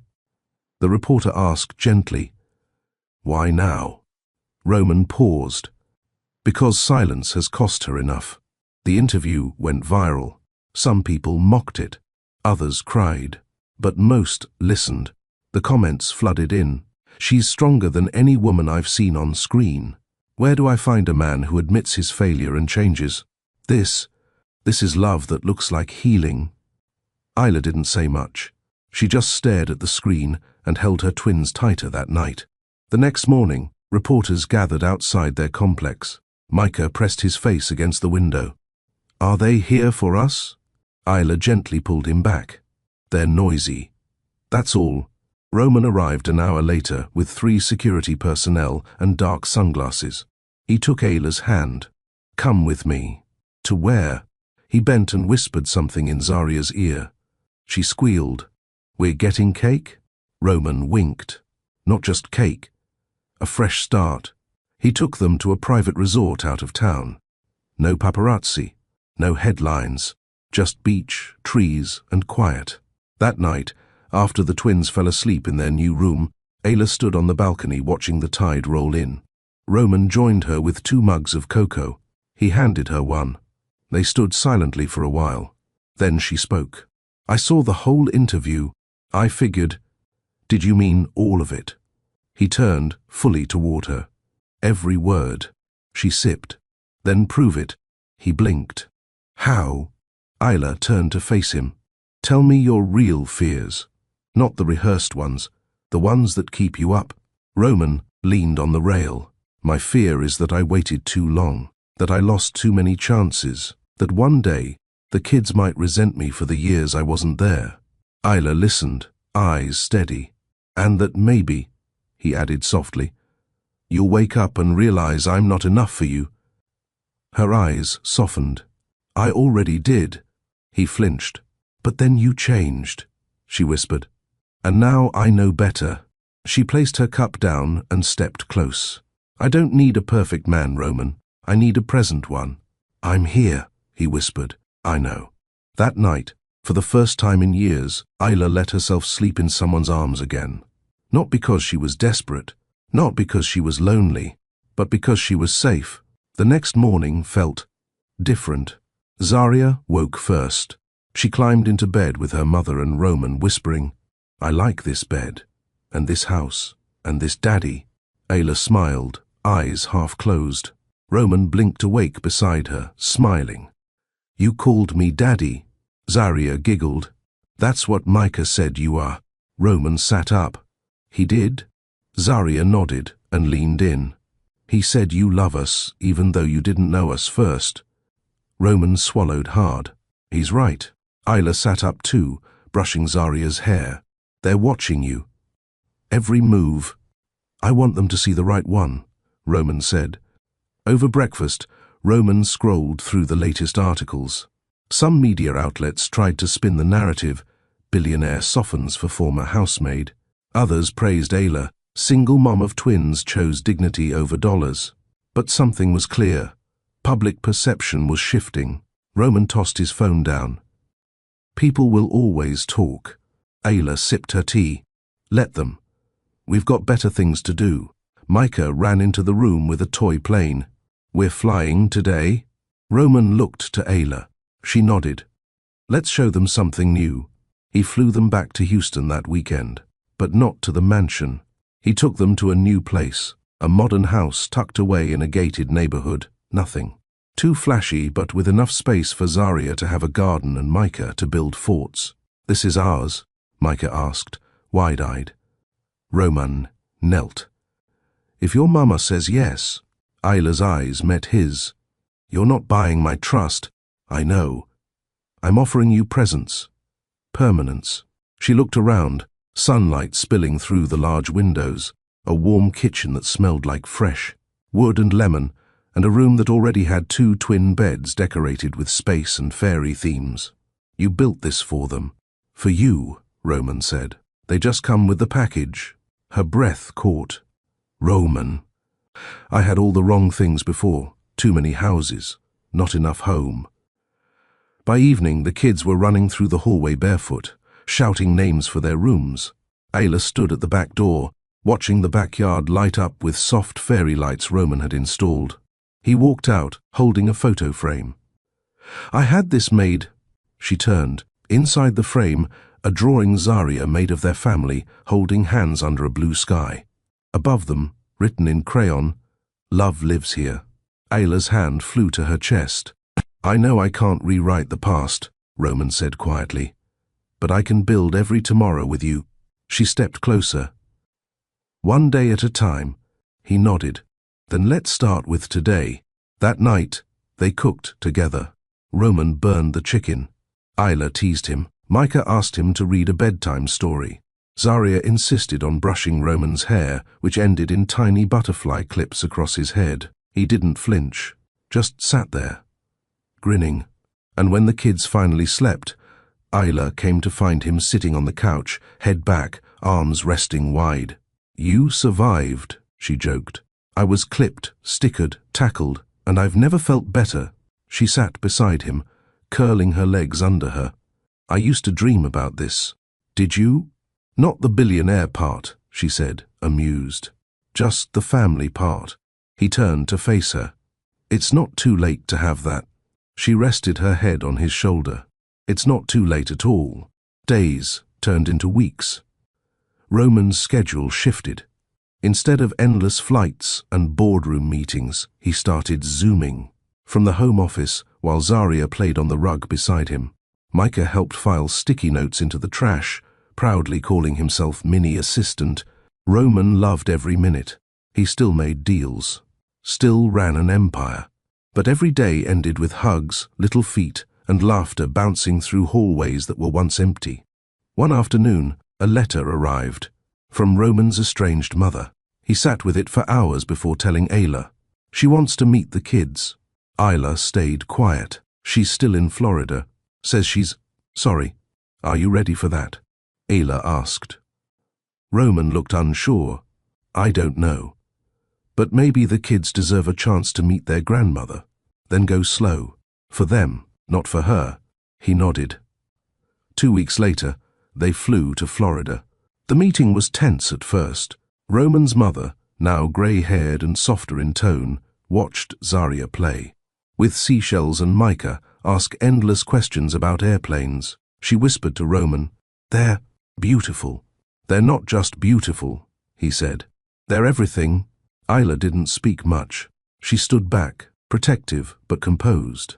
When Roman's mother tried to hold Zaria's hand, the little girl leaned in. "She's gentle," Zaria told her brother. "I like gentle." Micah shrugged. "We'll see."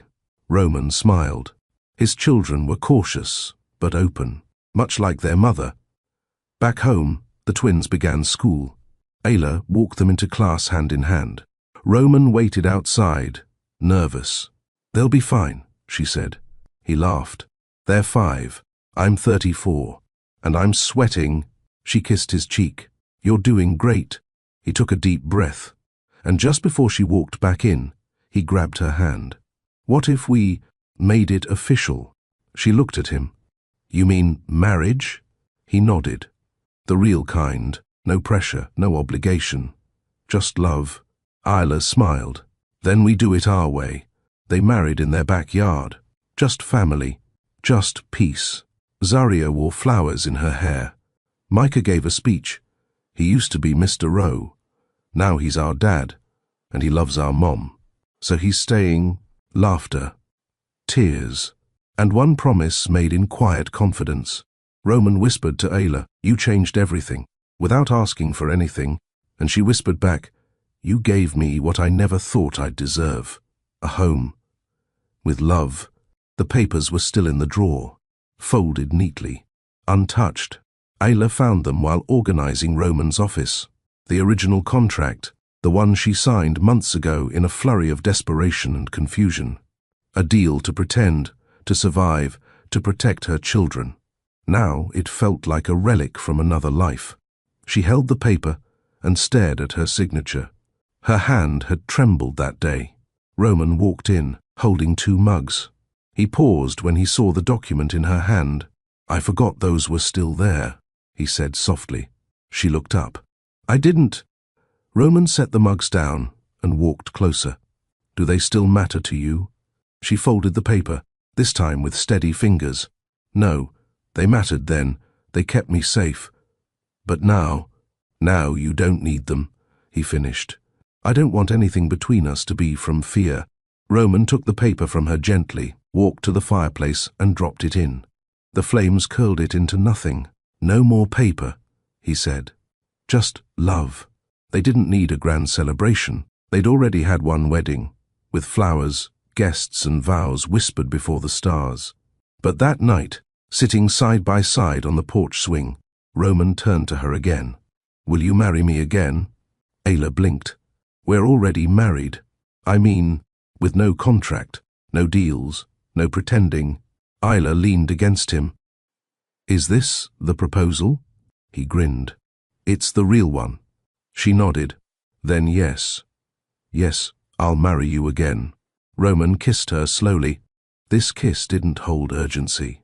It held truth. They made the new vows in a courthouse. Just the four of them. Micah wore suspenders and clutched a Lego man in one hand. Zaria twirled in a pink dress, humming a tune of her own. When the judge asked, "Do you take her?" Roman answered, "Every day." And when he turned to Ayla, she said, "I already have."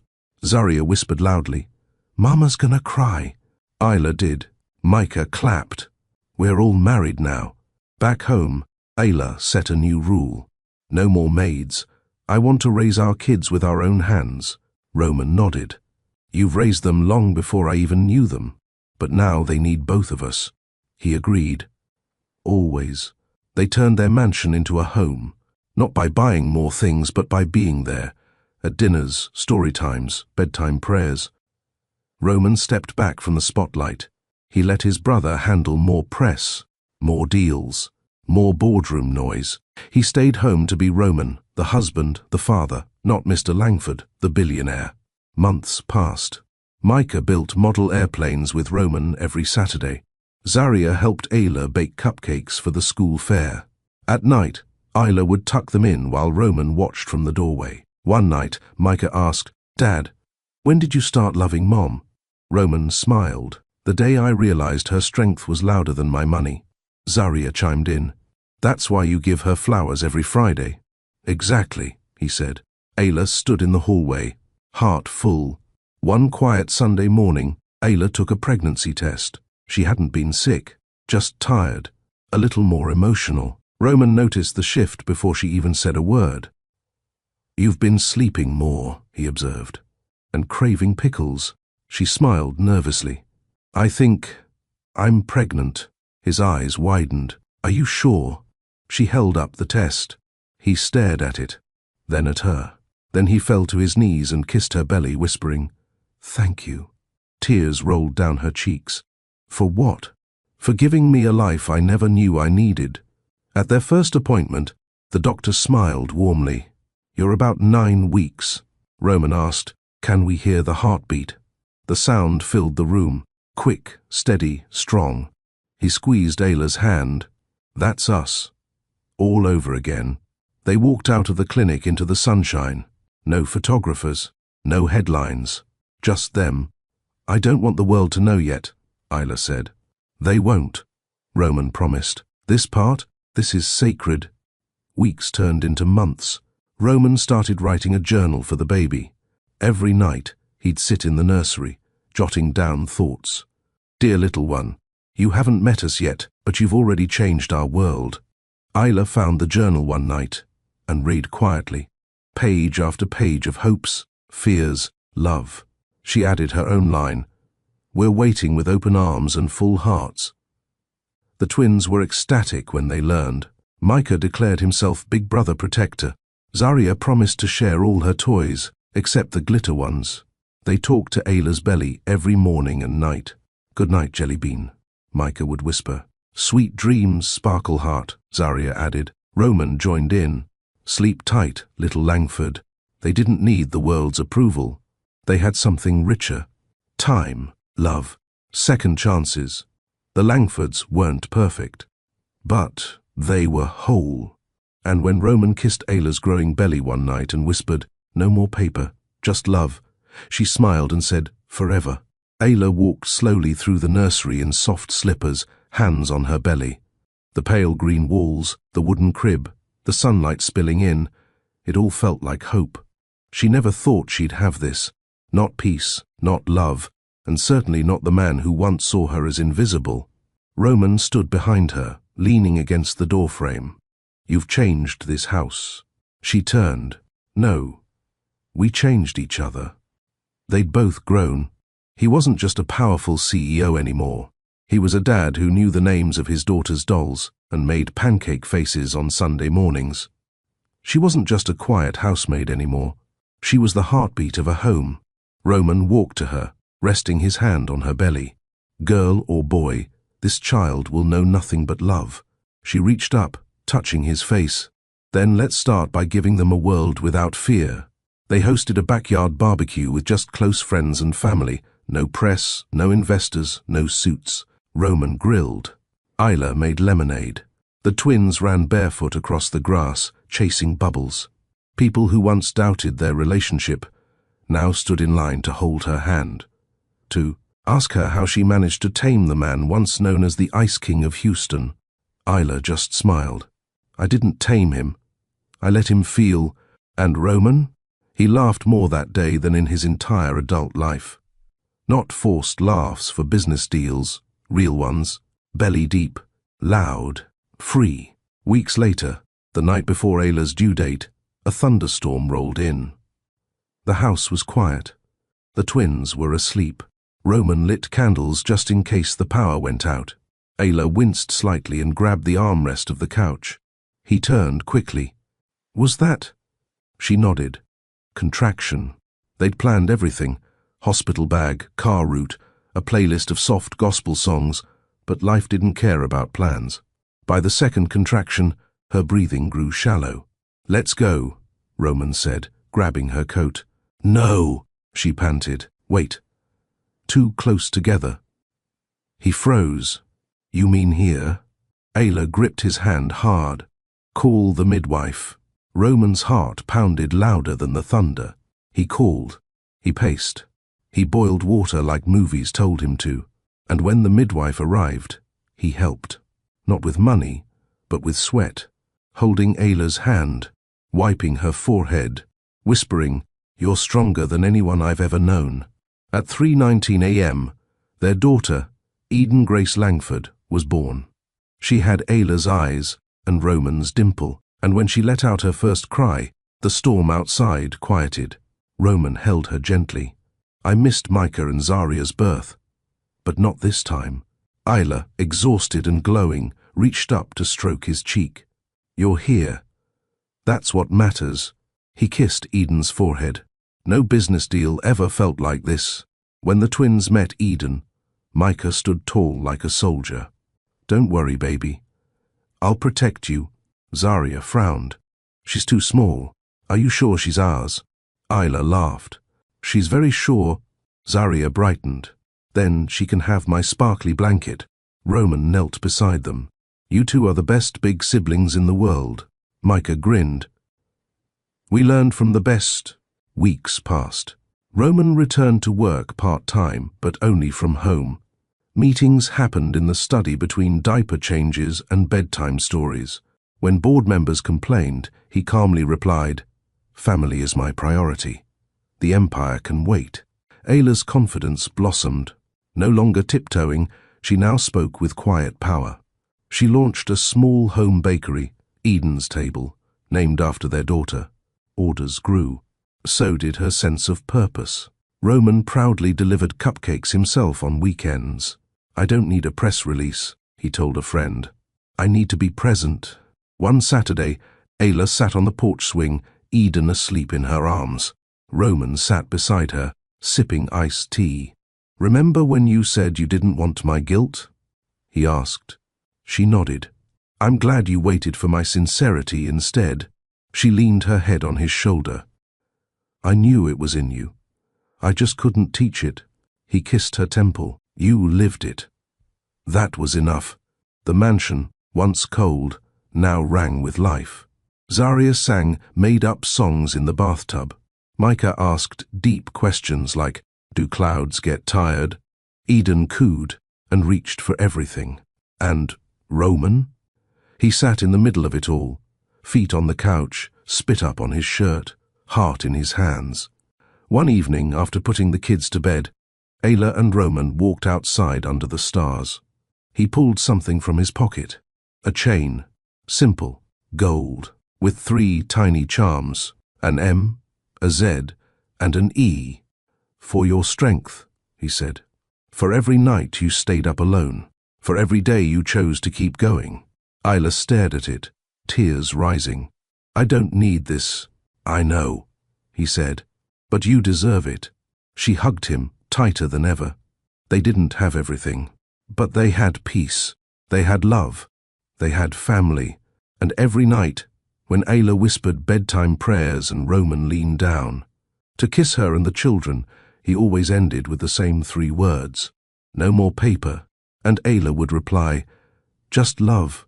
If this story moved you, share it with someone who still believes in second chances. Don't forget to like, comment your favorite part, and subscribe for more inspiring stories of love, strength, and real-life lessons. Because sometimes the quietest love stories are the ones that teach us the most.